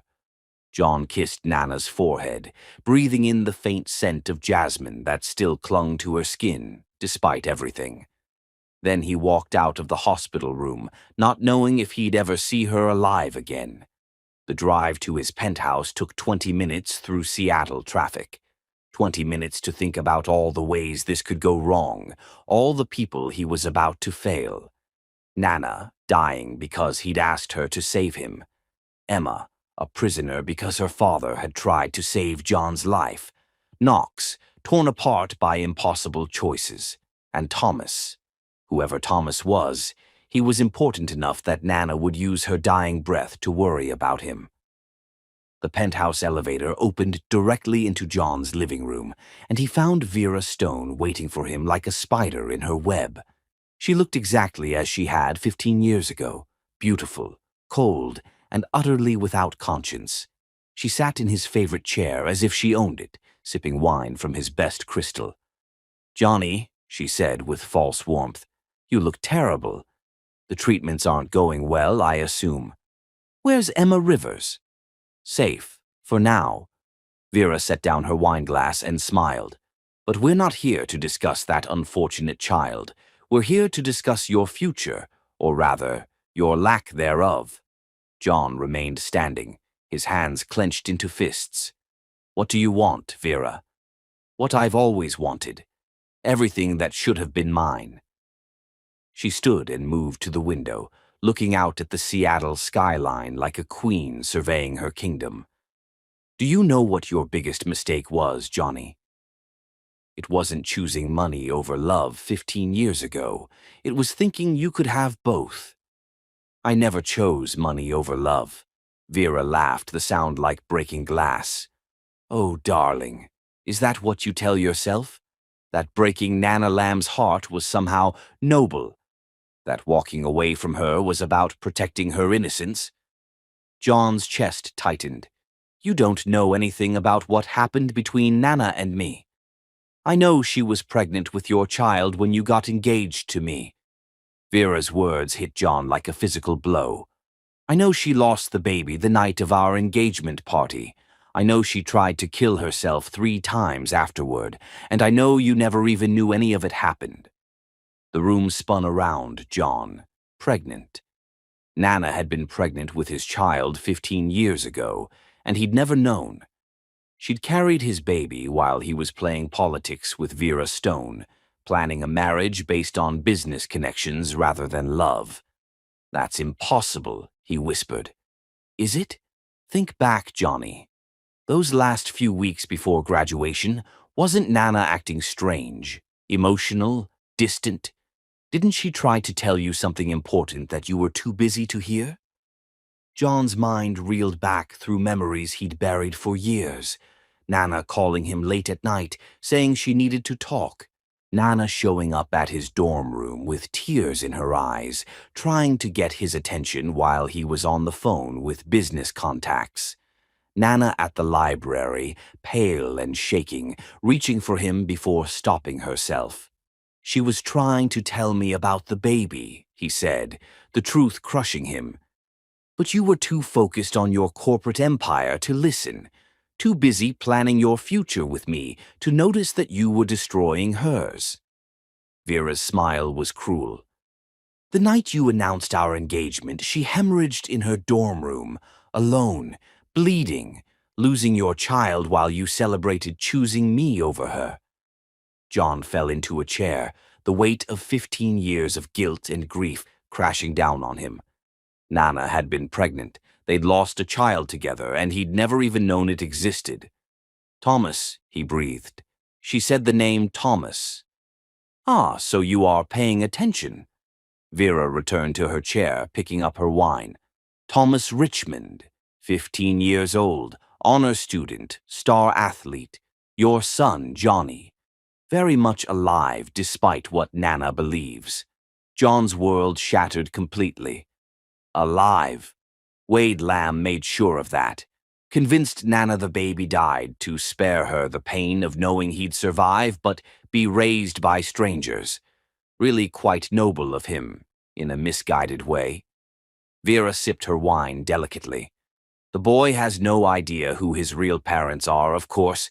He thinks Robert and Sarah Richmond are his biological mother and father. Where is he? John's voice was dangerous, barely controlled. Safe, like Emma Rivers. Both children are tucked away somewhere secure, waiting to see whether their respective parents make the right choices.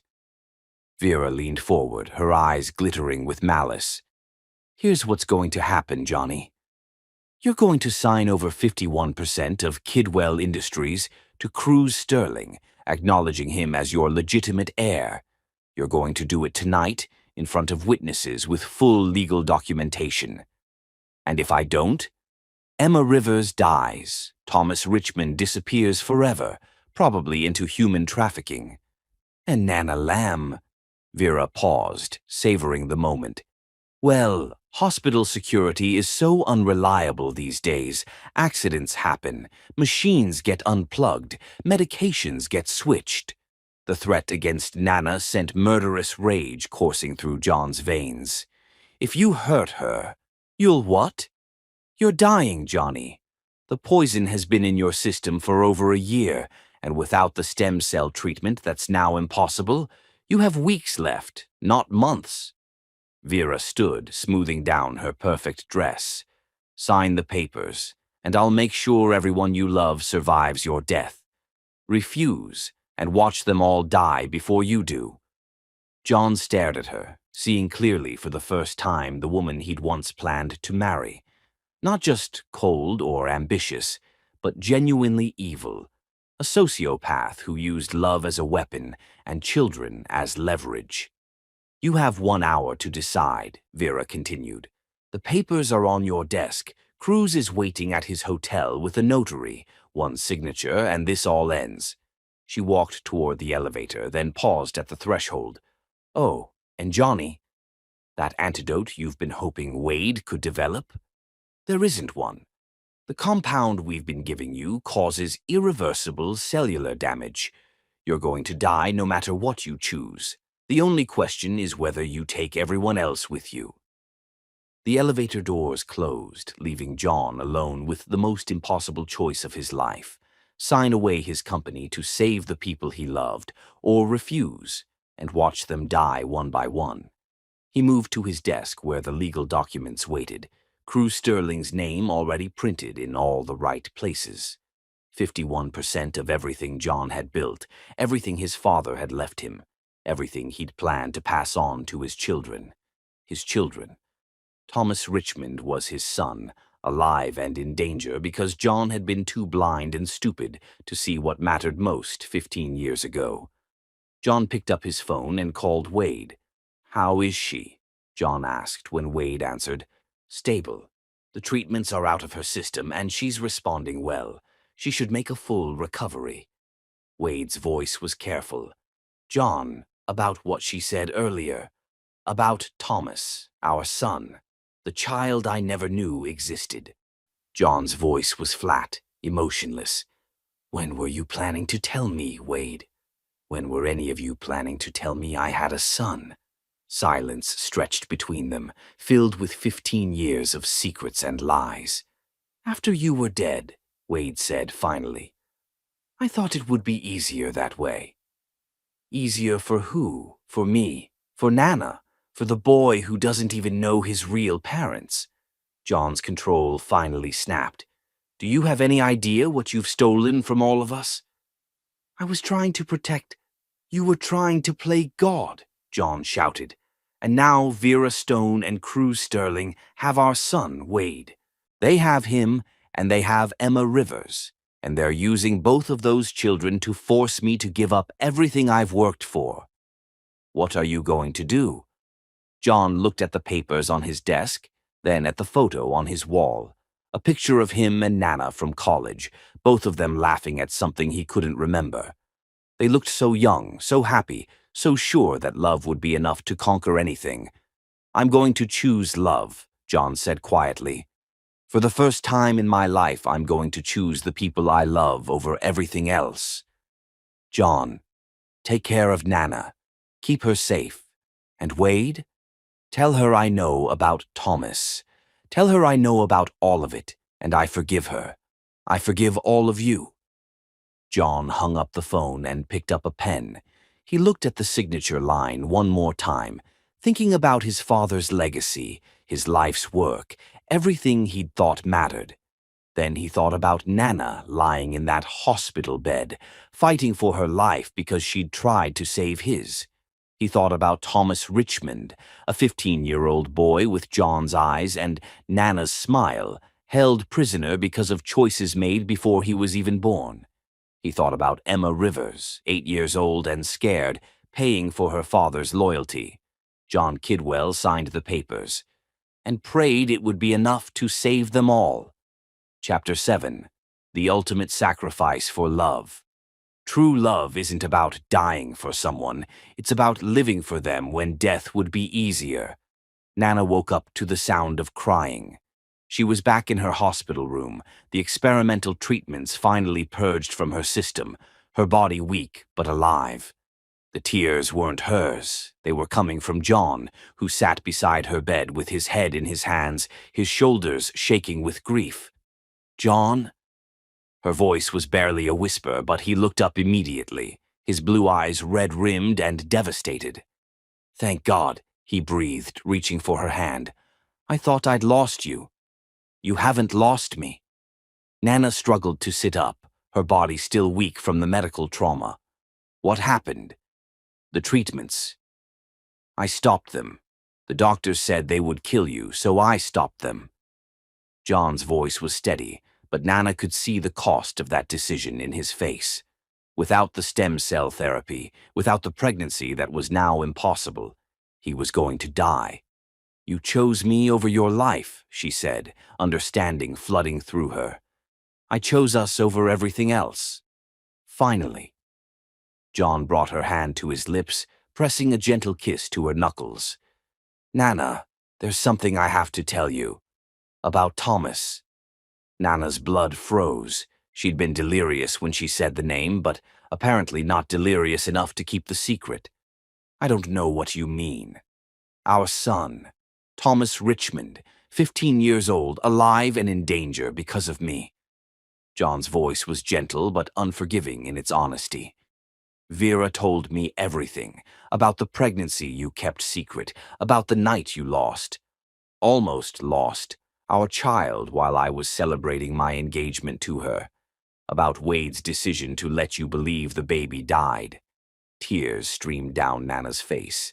15 years of secrets, 15 years of grief and guilt, and carefully buried love, all exposed in a single moment. "John, I'm so sorry. I tried to tell you about the pregnancy, but you were so busy, so focused on your future with Vera. I was an idiot. A blind, selfish idiot who chose what I thought was practical over what I knew was right." John moved closer to her bed, his eyes never leaving her face. "I chose security over love, business connections over the woman who owned my heart, and that choice cost us everything, our baby, our future, 15 years we should have spent together." "Our baby didn't die," Nana whispered, still trying to process the impossible truth. "Thomas is alive. And in danger. Vera Stone and Cruz Sterling have him, along with Emma Rivers. They're using both children as leverage to force me to sign over my company." John's jaw tightened. "I already signed the papers. 51% of Kidwell Industries now belongs to Cruz Sterling, legitimate heir to the Kidwell fortune." Nana stared at him in shock. "You gave up your entire empire. For you, for Emma, for Thomas." John's voice was fierce with conviction. "For all the people I love more than money or power or any legacy I could ever build." Before Nana could respond, the hospital room door burst open. Wade rushed in, his face grim, followed by Knox Rivers, who looked like he'd aged 10 years in the past week. "They didn't release the children," Wade said without preamble. "John signed the papers 3 hours ago, and Vera Stone just sent this." He handed them a tablet showing a live video feed. Two children sat in what appeared to be a warehouse, a little girl with Knox's dark hair and serious expression, and a teenage boy who looked exactly like John had at that age. Emma and Thomas, both very much alive but clearly prisoners. "The video came with a message," Knox said, his voice hollow. "Now that John has officially acknowledged Cruz as his heir, they don't need the children alive anymore. They're loose ends." Nana struggled to get out of bed, her legs shaky but her resolve iron strong. "Where are they?" "Nana, you're still recovering," John started. "That's my son," she said fiercely, the words feeling strange and right on her tongue. "Our son. And I'm not losing him again." Wade helped her stand, his medical training warring with his protective instincts. "The warehouse is on the industrial waterfront. Security cameras show at least 6 armed guards. This isn't something we can handle ourselves." "The police," Knox began. "Won't move fast enough," John interrupted. "By the time they organize a response, assemble a SWAT team, negotiate jurisdiction, Emma and Thomas will be dead." Nana looked around the room at the 3 men who'd shaped her life. Her brother who'd protected her too much, the friend who'd been forced to betray everyone he cared about, and the man she'd never stopped loving despite everything that had gone wrong between them. "Then we go ourselves," she said simply. "Nana, you can't—" Wade started. "I can't what? I can't save my own child. I can't risk my life for the people I love the way all of you have been doing." Nana's voice was steady despite her physical weakness. "I've spent 15 years being protected, being kept in the dark, being told I was too fragile to handle the truth. I'm done with that. I'm done being the woman who needs saving." She moved to the small closet where her clothes hung, her movements deliberate despite her trembling hands. "I'm going to get Thomas and Emma back, with or without your help." John stood, his decision made. "With. Definitely with." Knox nodded grimly. "I have security contacts, people who owe me favors. I can get us weapons, tactical gear. And I can provide medical support," Wade added. "If anyone gets hurt—" "When anyone gets hurt," Nana corrected. "This isn't going to end without bloodshed. Vera Stone has spent too much time planning this to give up easily." As they prepared to leave the hospital, Nana caught John's arm. "Before we do this, I need you to know something. The reason I agreed to the fertility treatments, the reason I was willing to risk my life, it wasn't just to save you." John's eyes searched her face. "Then why?" "Because I found out Thomas was alive, and I knew Vera was using him to manipulate me. I thought if I played along, if I pretended to cooperate with their plan, I could find a way to save both of you." Nana's voice broke slightly. "I never stopped loving you, John. Even when I thought I hated you, even when I planned to watch you die, I never stopped loving you." John cupped her face in his hands, his thumbs brushing away her tears. "I never stopped loving you either. Not for a single day in all these years. Every woman I ever dated, every relationship I ever tried to build, they all failed because they weren't you." "We're both idiots," Nana said, managing a shaky laugh. "The biggest idiots in history," John agreed. "But we're idiots who are about to risk everything to save our family." "Our family." Nana tested the words, finding they fit perfectly. "Emma, Thomas, even Knox, they're all our family now."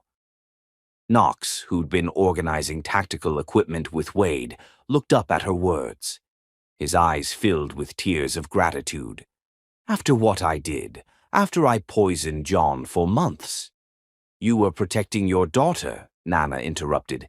Any parent would have done the same thing. We're all going to get through this, John said, his voice carrying the authority that had built an empire.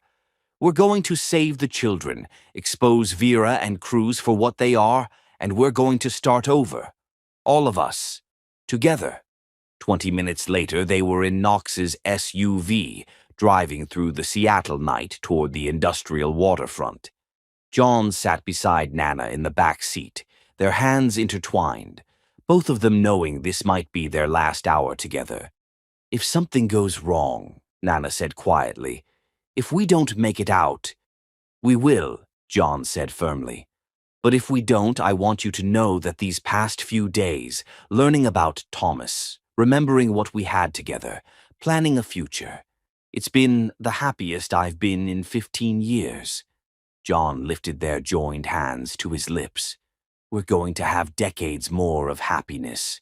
We're going to raise Thomas together, help him through college, walk him down the aisle at his wedding. We're going to have the life we should have had 15 years ago. And if my fertility problems mean we can't have more children, then Thomas will be enough. More than enough. We'll have Knox and Emma as extended family, Wade as the uncle who drives us all crazy with his overprotectiveness. We'll build something beautiful from all this wreckage. Nana leaned against John's shoulder, breathing in his scent, memorizing the feel of his arms around her. For 15 years, she'd dreamed of this moment, being held by John Kidwell, knowing he loved her, planning a future together. She'd never imagined it would happen on the way to what might be a suicide mission. The warehouse is ahead, Knox said from the driver's seat. Security cameras show the guards are positioned at all the exits. There's no way to get in without being seen.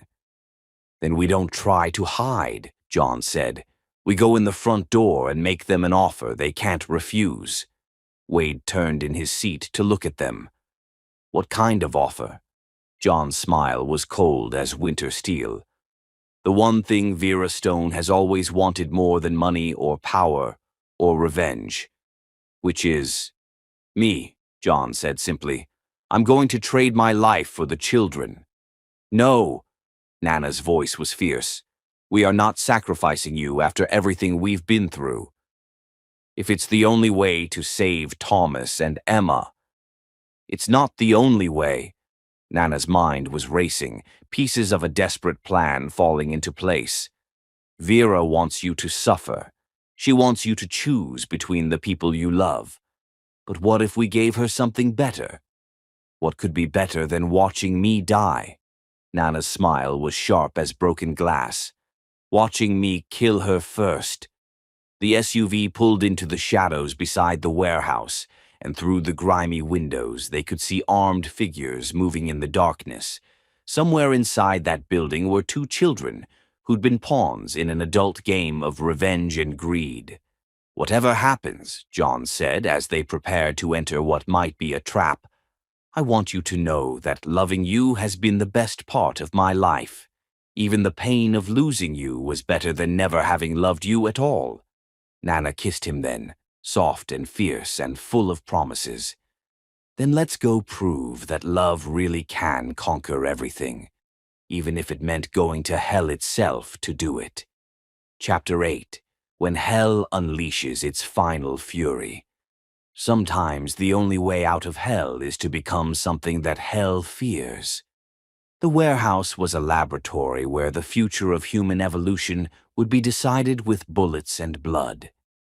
Vera Stone stood among shipping containers filled with experimental serums, but she'd underestimated what love could become when it had forever to grow stronger. John and Nana entered not as desperate parents, but as the first of a new species, immortal, enhanced, and absolutely unstoppable. Thomas looked up when he saw Nana, recognition dawning instantly. "Mom?" he whispered. "Yes, baby," Nana said, her voice carrying new harmonics.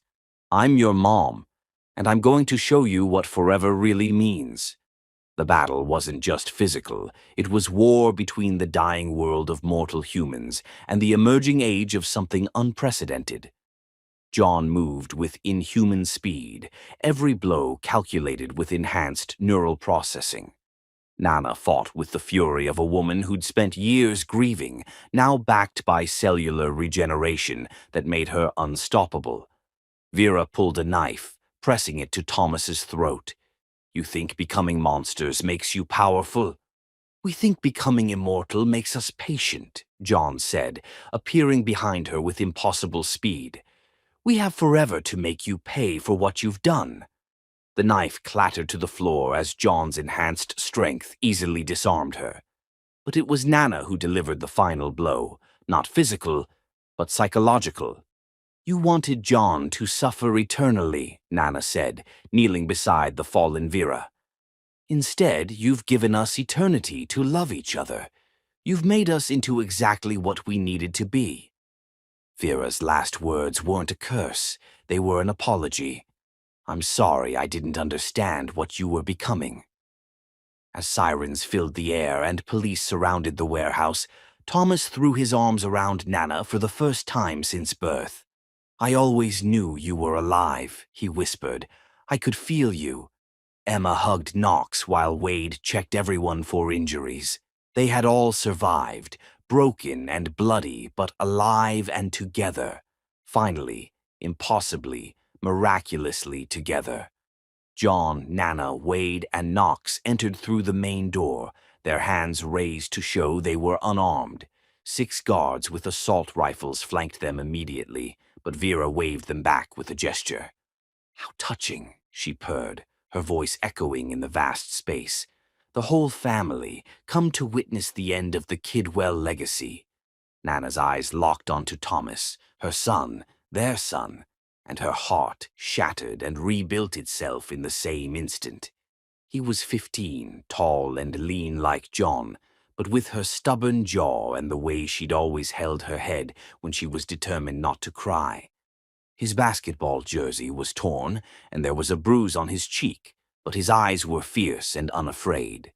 Emma sat beside him, much smaller but equally defiant. At 8 years old, Knox's daughter already had her father's steady courage and her mother's gentle strength.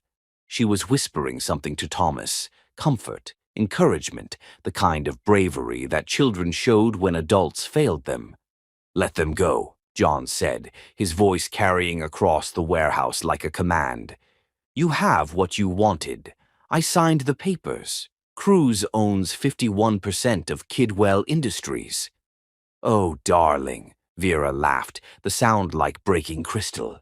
"Did you really think this was about money? About some corporate inheritance?" Cruz pushed away from the shipping container, moving with predatory grace. "This was never about the company, brother. This was about watching you lose everything, piece by piece, the way my mother did when Vale Kidwell discarded her like trash." "Your mother?" John's eyes narrowed. "My mother loved Vale Kidwell," Cruz continued, his voice sharp with old pain. "Loved him enough to bear his child in secret, to raise me alone while he played happy family with you and your mother. She died waiting for him to acknowledge me, to give me the place in his life that I deserved. So you decided to destroy his son instead," Wade said, his doctor's mind working through the psychology of it. "I decided to take what was mine," Cruz corrected. "But Vera wanted something more artistic. She wanted you to suffer, John, the way she suffered when you chose business over her." Vera moved closer to the children, her heels clicking against the concrete floor. "Do you want to know what your biggest mistake was, Johnny?" "It wasn't choosing me over Nana 15 years ago. It wasn't even signing those papers tonight. Your biggest mistake was thinking you could buy your way out of consequences with money and sacrifice." She pulled a knife from her purse, the blade gleaming in the industrial lighting. Both children tensed, but neither cried out. Emma reached for Thomas's hand, and he gripped it tightly, both of them finding strength in connection. "Here's what's going to happen," Vera continued conversationally, as if discussing the weather. "I'm going to kill both children while you watch. Slowly. Then I'm going to kill Nana, so you can experience losing her twice in one lifetime. And finally, when you're broken completely, when you've lost everything that ever mattered to you, Cruz will put you out of your misery. Over my dead body, Knox snarled, starting forward. 3 guards immediately raised their weapons, and Knox froze. But Nana saw something in his eyes, a calculation, a plan forming. Knox Rivers hadn't survived 15 years in corporate warfare without learning how to fight dirty. Actually, Vera said thoughtfully, let's start with the boy. Thomas, isn't it? Such a handsome child. He looks so much like you did at that age, Johnny. She moved behind Thomas's chair, pressing the knife to his throat. A thin line of blood appeared, and Thomas winced, but didn't cry out. Stop, John said, his voice breaking. Take me instead. Kill me, torture me, do whatever you want, but leave the children alone. Where's the poetry in that? Vera's grip on the knife tightened. You need to understand what you took from me, what you destroyed when you walked away from our engagement. I loved you, Johnny. Really, truly loved you. And you discarded that love like it was nothing. I never loved you, John said quietly. I loved the idea of you, the security you represented. But I never loved you the way I loved Nana. Vera's face contorted with rage. Even now, even when I'm about to kill everyone you care about, you're still choosing her over me. She raised the knife higher, preparing to drive it into Thomas's heart. Time slowed to a crawl. Nana saw her son about to die, saw 15 years of dreams and hopes about to end in blood and violence. And something inside her snapped. Vera! Nana's voice cracked like a whip across the warehouse. Vera paused, the knife still raised, surprised by the fury in that single word. You want John to suffer? You want him to watch everyone he loves die? Nana stepped forward, ignoring the guards who tracked her movement with their weapons. Then start with me. I'm the one who took him from you. I'm the one he chose over you, even when he didn't know he was choosing. Kill me first and let him watch the light die in my eyes. Nana, no, John started. Yes.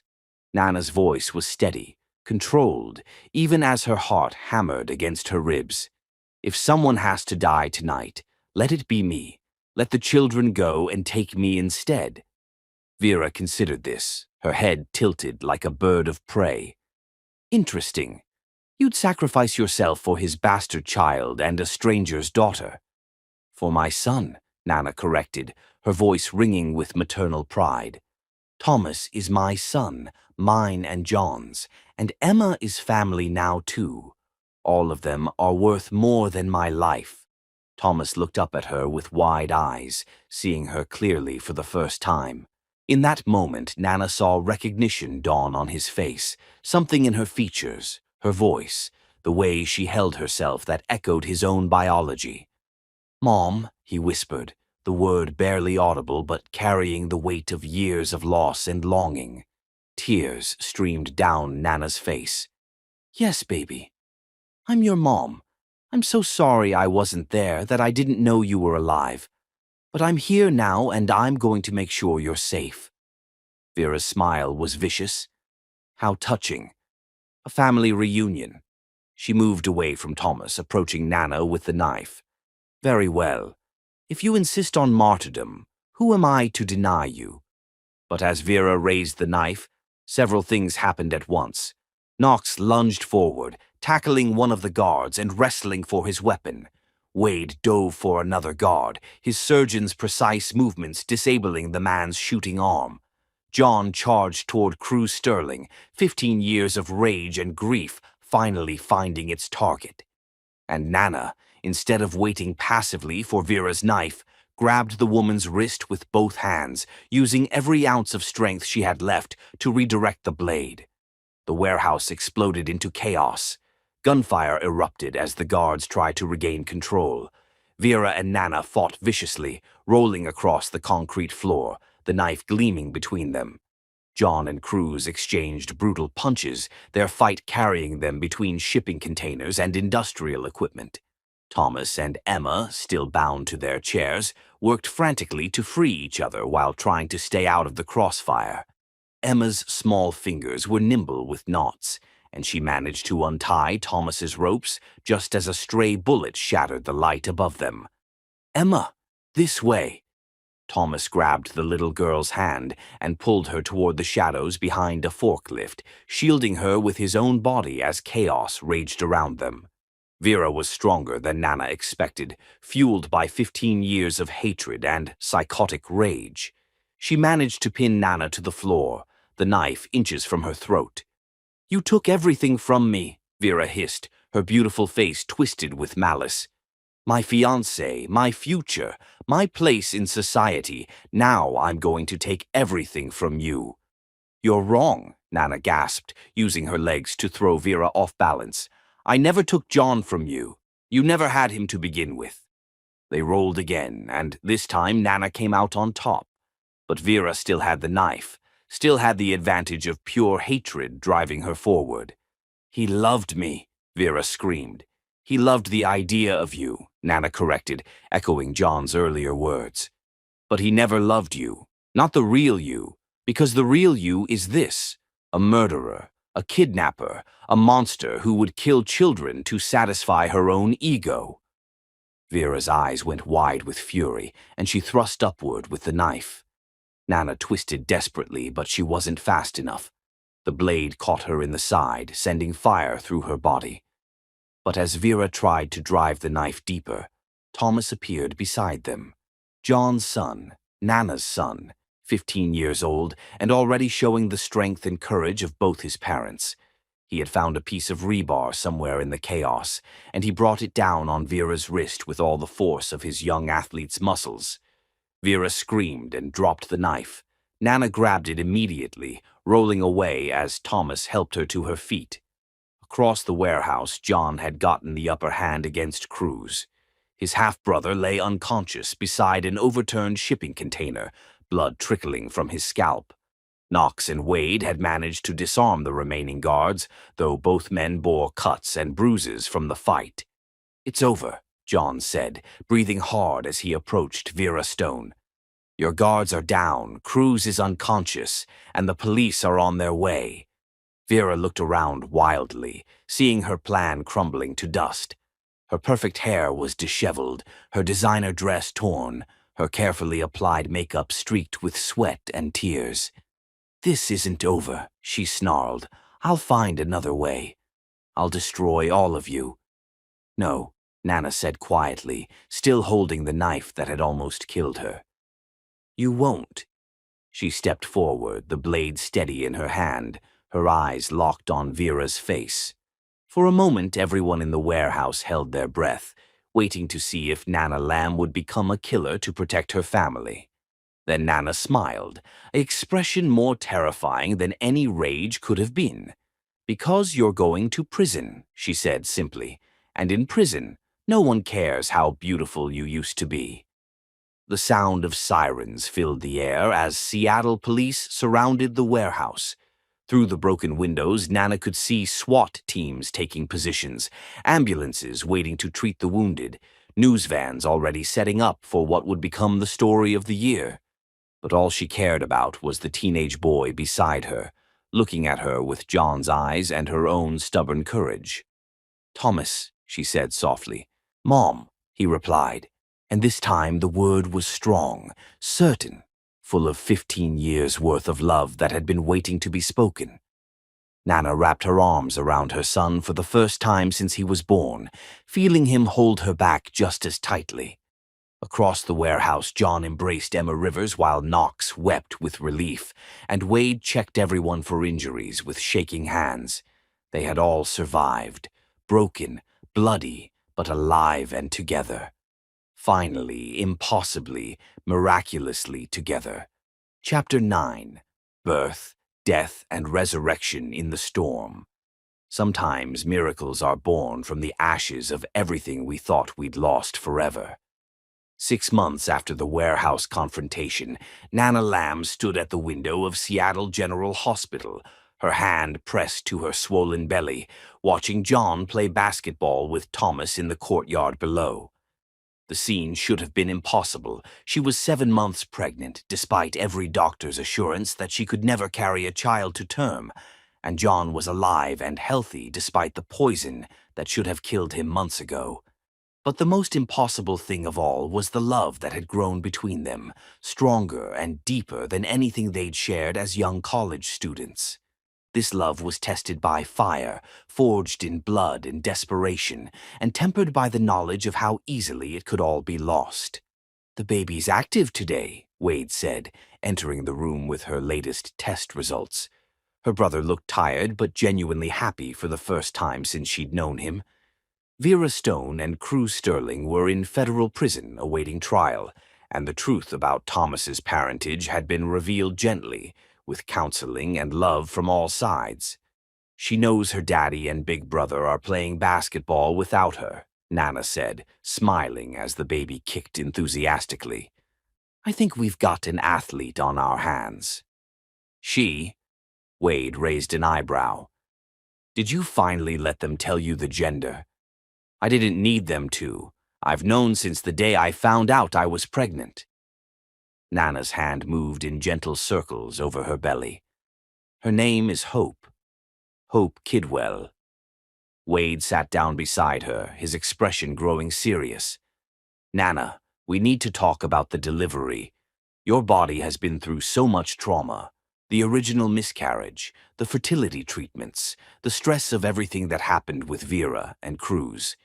Even though this pregnancy has been miraculous, there are still risks." "What kind of risks?"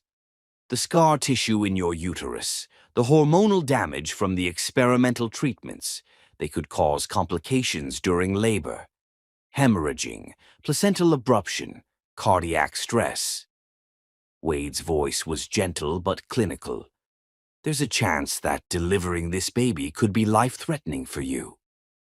Nana was quiet for a moment, watching John lift Thomas up for a slam dunk, both of them laughing with pure joy.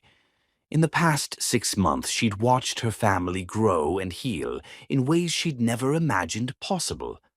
Thomas had moved in with them, embracing his biological parents while maintaining relationships with his adoptive family. Emma Rivers visited every weekend, and Knox had become like an uncle to both children. "What are the odds?" she asked finally. 20% chance of severe complications, 5% chance of... Wade couldn't finish the sentence. 5% chance that I die in childbirth, Nana completed. "The same odds that nearly killed me 15 years ago." "Yes." "Does John know about this?" "Number. And you're not going to tell him?" Nana's voice was firm. "He's been through enough.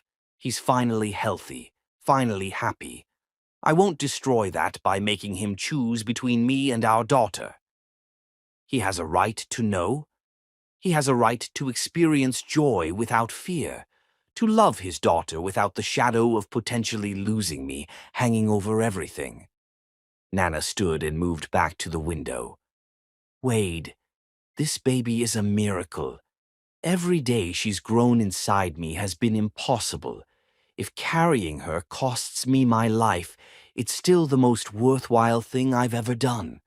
Before Wade could respond, John and Thomas burst into the room, both sweaty and grinning from their game. "Did you see that last shot?" Thomas asked excitedly, throwing his arms around Nana in a careful hug that avoided her belly. "Dad totally schooled me, but I got him back with a 3-pointer from the parking lot line." "Dad?" The word still made John's face light up every time Thomas said it. They'd had their awkward moments over the past months. 15 years of missed birthdays and bedtime stories couldn't be erased overnight. But the love between father and son had been immediate and undeniable. "I saw," Nana said, kissing Thomas's forehead. "And I saw your father trying to keep up with a 15-year-old athlete. How are your knees, old man?" "Old man?" John moved to her other side, his arms encircling both her and Thomas. "I'll show you, old man." He started to tickle her gently, and Nana laughed, the sound bright and carefree. This was what she'd dreamed of during all those years of loneliness. A family, complete and happy and whole. "Thomas," John said, "would you mind giving us a minute?" "I want to talk to your mom about the nursery colors." Thomas grinned. "You mean you want to make out with Mom while pretending to discuss decorating? I'm 15, not 5. I know what talking means when married people do it." "Married people?" John and Nana exchanged glances, both of them blushing slightly. "Well, you're going to be, right? I mean, you live together. You're having a baby together. You're disgustingly in love with each other. When's the wedding?" Out of the mouths of babes. John and Nana had been so focused on healing from the past and building their family that they hadn't actually discussed marriage. They simply existed in a bubble of love and gratitude, taking each day as it came. "Would you want us to get married?" Nana asked Thomas carefully. "Are you kidding? I've been planning your wedding since I found out you were my real parents." Thomas's grin was infectious. "Emma and I have the whole thing figured out. Beach ceremony, string quartet, Emma as flower girl, me walking you down the aisle since Grandpa Wade will probably cry too much to do it properly." John laughed, the sound rich and warm. "What do you say, Nana Lamb? Want to make it official before Hope arrives?" Nana looked around at her family. The son she'd thought was dead, the man she'd never stopped loving, the brother who'd protected her even when his protection had hurt, the baby growing inside her who represented impossible hope, made real. "Yes," she said simply. "Yes, I want to marry you, John Kidwell." 2 weeks later, they were married on Alki Beach at sunset, with Hope kicking enthusiastically throughout the ceremony as if she approved of the proceedings. Thomas did indeed walk Nana down the sandy aisle. Emma scattered rose petals with serious concentration, and Wade cried so much that Knox had to step in to provide the medical emergency contact information. It was small, intimate, perfect in its imperfection.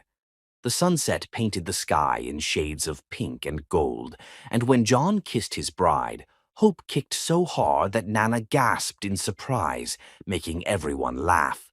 The baby was apparently as eager to celebrate as the rest of them. But 3 weeks later, on a storm-swept February night, their joy turned to terror. Nana went into labor 2 months early. She woke up at 3 a.m. in a pool of blood, contractions tearing through her body like knives. John called 911 while Thomas held her hand, and Wade raced over from his own house, still in his pajamas but carrying his medical bag. The ride to the hospital was a nightmare of sirens and pain, and John holding her hand while she tried not to scream. Everything Wade had warned her about was happening.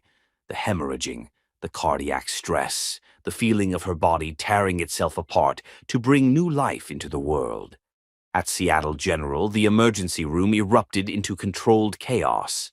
Dr. Chen was already there, along with a neonatal intensive care team. "We need to do an emergency C-section," Dr. Chen announced. "The baby is in distress, and Nana is hemorrhaging too severely for a natural delivery." Nana grabbed John's hand as they prepped her for surgery. "If you have to choose, no." John's voice was absolute. "I'm not choosing between you and Hope. You're both going to survive this. Both of you." The operating room was blindingly bright. Nana could feel herself slipping away as the anesthesia took hold, her last conscious thought being a prayer. "Please, let my daughter live. Let John have his family." When she woke up 12 hours later, the first thing she heard was crying, not her own, but the thin, fierce wail of a very small, very determined baby. "Hope," she whispered. "She's perfect," John said, holding the tiniest, most beautiful baby she'd ever seen. Hope Kidwell weighed barely 4 pounds, but her lungs were strong enough to make her opinions known to everyone within 3 hospital floors. "And me? You're here. We're all here. Our family is complete and whole and perfect." As Hope opened her eyes for the first time, revealing John's blue-green color, she looked around at all the faces surrounding her and seemed to decide that this was exactly where she belonged. Outside the hospital window, the February storm was clearing, and the first rays of sunrise painted the sky in shades of gold and pink. A new day, a new beginning, a new chapter in the love story that had survived everything life could throw at it. And this time, nobody was walking away. Chapter 10. The Miracle That Rewrites Everything. True love stories don't end with happily ever after. They begin with it. 5 years later, Nana Kidwell stood in the kitchen of their lake house, watching through the window as John taught Hope to ride a bicycle, while Thomas cheered from the sidelines. At 5 years old, Hope was fearless, stubborn, and absolutely determined to master 2 wheels before her 6th birthday next month. The past 5 years had been a whirlwind of healing, growth, and the kind of deep happiness that comes after surviving the worst life can offer. John's health had fully recovered once the poison was eliminated from his system, though the doctors still called it a medical miracle. Vera Stone and Cruz Sterling were serving life sentences in federal prison for kidnapping, attempted murder, and numerous other charges. Knox had been promoted to CEO of Kidwell Industries after John stepped back to focus on his family, and Emma Rivers spent so much time at their house that she was practically their 3rd child. "I can do it, Daddy," Hope called out, her dark curls flying behind her as she wobbled down the gravel path. "Don't let go." "I won't let go," John promised, his hand steady on the back of her bike. "I've got you." But Nana could see what Hope couldn't. John had already let go, and their daughter was riding on her own, pure determination and joy carrying her forward, just like their entire family had learned to do. "Mama!" Hope's triumphant shriek broke through Nana's thoughts. "I did it! I'm riding!" Nana rushed outside just in time to catch Hope as she tumbled off the bike in a fit of giggles, scraped knee and all. "You were amazing, baby girl. I'm so proud of you." "Did you see, Thomas? Did you see me riding all by myself?" Thomas, now 20 and home from MIT for spring break, scooped his little sister into a hug that lifted her off the ground. "I saw, little bit. You're braver than Dad and me put together." "That's not saying much," John said with a laugh, joining their family group hug. "Your mom is the bravest person in this family." Nana looked around at her husband and children, still sometimes amazed that this was her life. The scared 18-year-old who'd lost her first baby, the lonely 28-year-old who'd thought love was dead, could never have imagined this kind of happiness was possible. "Speaking of brave," Thomas said with a grin that reminded Nana so much of John at that age, "I have some news." "Oh," John raised an eyebrow. "Good news, or we need to sit down for this news?" "Good news, great news, actually." Thomas's grin widened. "I got accepted to the graduate program at Johns Hopkins Medical School, specializing in pediatric surgery." Nana felt tears spring to her eyes. "Thomas, that's incredible." "Following in Uncle Wade's footsteps," John said with obvious pride. "Actually, I want to specialize in fetal surgery. Babies like Hope, born too early or with complications, babies whose parents are told there's no hope." Thomas looked at his little sister, who was examining her scraped knee with scientific interest. "I want to be the doctor who proves them wrong." Hope looked up from her injury. "Are you going to be a baby doctor like Uncle Wade?" "Even better," Thomas said. "I'm going to be a baby doctor who fixes babies before they're even born." "Cool." Hope's attention span, like most 5-year-olds, was already moving on. "Daddy, can we go swimming now? The water looks really nice." John glanced at the lake where the afternoon sun was turning the water to liquid gold. "What do you say, Mrs. Kidwell? Family swim before dinner?" Only if someone helps me with the sunscreen brigade, Nana said, already moving toward the house to get towels and supplies. An hour later, they were all in the lake, John and Thomas racing to the floating dock, while Hope practiced her mermaid swimming in the shallows with Nana. The water was perfect, cool enough to be refreshing, but warm enough that Hope could play without turning blue. "Mama," Hope said, floating on her back with Nana's hands supporting her, "tell me the story again." "What story, baby?" "The story about how you and Daddy fell in love and I got born." Nana smiled, settling into the familiar rhythm of the tale that had become Hope's favorite bedtime story. Once upon a time, there was a very stubborn man and a very brave woman who loved each other but couldn't figure out how to be together. "Because they were scared," Hope added, having heard this story dozens of times. "Because they were scared," Nana confirmed, "and because sometimes even grown-ups make silly mistakes when they're afraid." "But then, what happened?" "Well, the stubborn man got very sick, and the brave woman decided to risk everything to save him, even though she was still scared. And they found Thomas? They found Thomas, who had been waiting for them his whole life without even knowing it. And then I got born. The most beautiful, strong, perfect little girl in the whole world got born," Nana said, tickling Hope's tummy gently, "and everyone lived happily ever after." "The end. The end," Nana agreed. But of course it wasn't really the end. It was just the beginning of a love story that kept writing itself every single day. In Thomas's acceptance to medical school and his determination to help other families like theirs, in Hope's fearless approach to life and the way she loved everyone around her with the whole heart of a child who'd been wanted from her first breath, in John's transformation from a cold, closed-off businessman to a man who coached Little League and knew all the words to Disney songs, and in Nana herself, who'd learned that some miracles are worth waiting 15 years for, and that love really can conquer everything if you're brave enough to fight for it. That evening, after Hope had been tucked into bed and Thomas had headed out to meet friends, Nana and John sat on their dock, watching the sunset paint the lake in shades of pink and gold. "Do you ever think about how different things could have been?"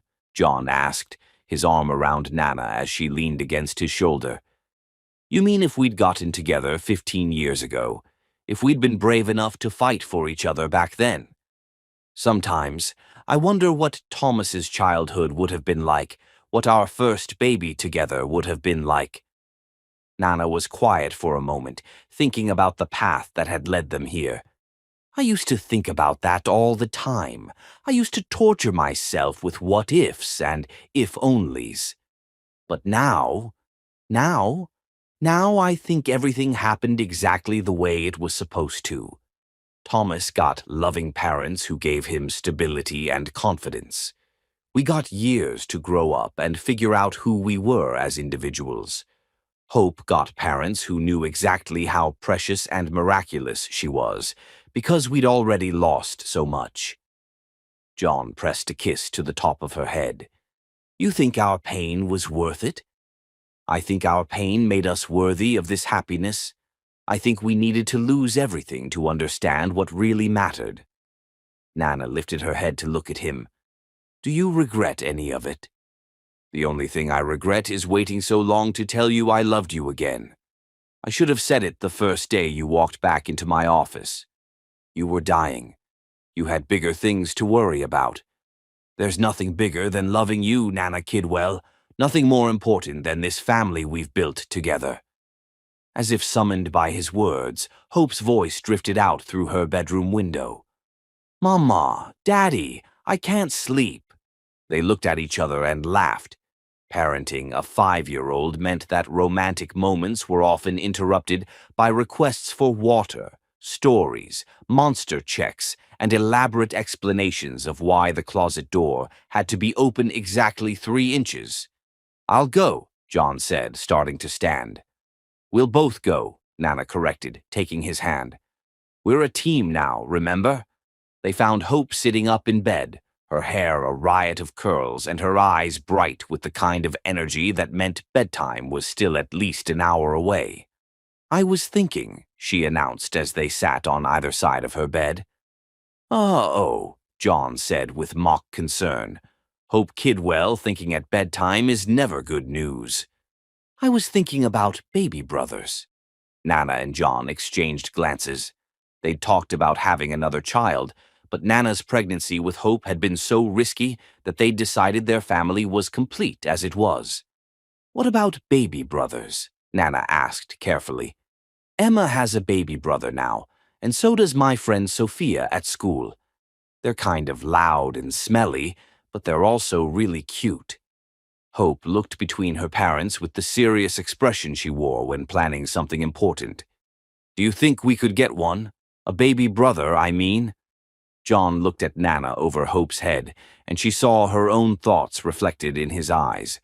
They'd been so focused on healing from their past that they hadn't thought much about expanding their future. But the idea of growing their family through adoption, of giving a home to a child who needed one, felt surprisingly right. "We can talk about it," Nana said carefully. "But Hope, adoption is a long process. It takes time and there are no guarantees. We might wait months or even years before we find the right baby." "That's okay," Hope said with the patience of someone who'd learned early that the best things in life were worth waiting for. "Good things take time, like you and Daddy finding each other again, and Thomas coming to live with us, and me learning to ride my bike." John reached over and ruffled Hope's curls. "When did you get so wise, little bit?" "I got it from Mama. She knows everything about love and being brave." As they tucked Hope back into bed and kissed her good night, Nana marveled at how full her heart felt. 5 years ago, she'd thought her family was complete when she found Thomas again. 3 years ago, she'd been sure Hope was the final piece of their puzzle. But maybe families weren't puzzles that got completed. Maybe they were living things that kept growing and changing and expanding with love.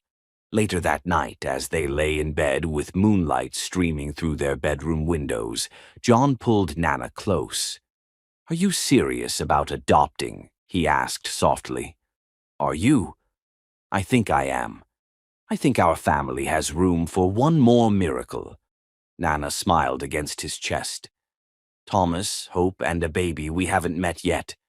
3 children, all of them meant to be ours in different ways." "Nana Kidwell," John said solemnly, "you are the love of my life. Not just my first love, not just my second chance, but my always love. The one I was meant to find my way back to, no matter how lost we got along the way."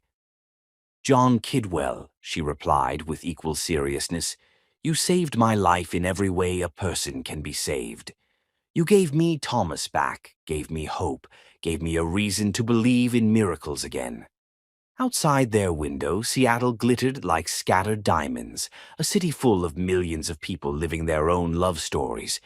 But inside their lake house, wrapped in each other's arms with their children sleeping safely down the hall and their future stretching bright and full of possibilities before them, Nana and John Kidwell had found something rarer than diamonds. They'd found their way home, and this time they were never, ever leaving again. The end. Some love stories end with a kiss, others end with a promise. The best ones end with the understanding that true love never ends at all. It just keeps beginning over and over with each new sunrise, each new challenge overcome together, each new miracle that proves love really can conquer anything.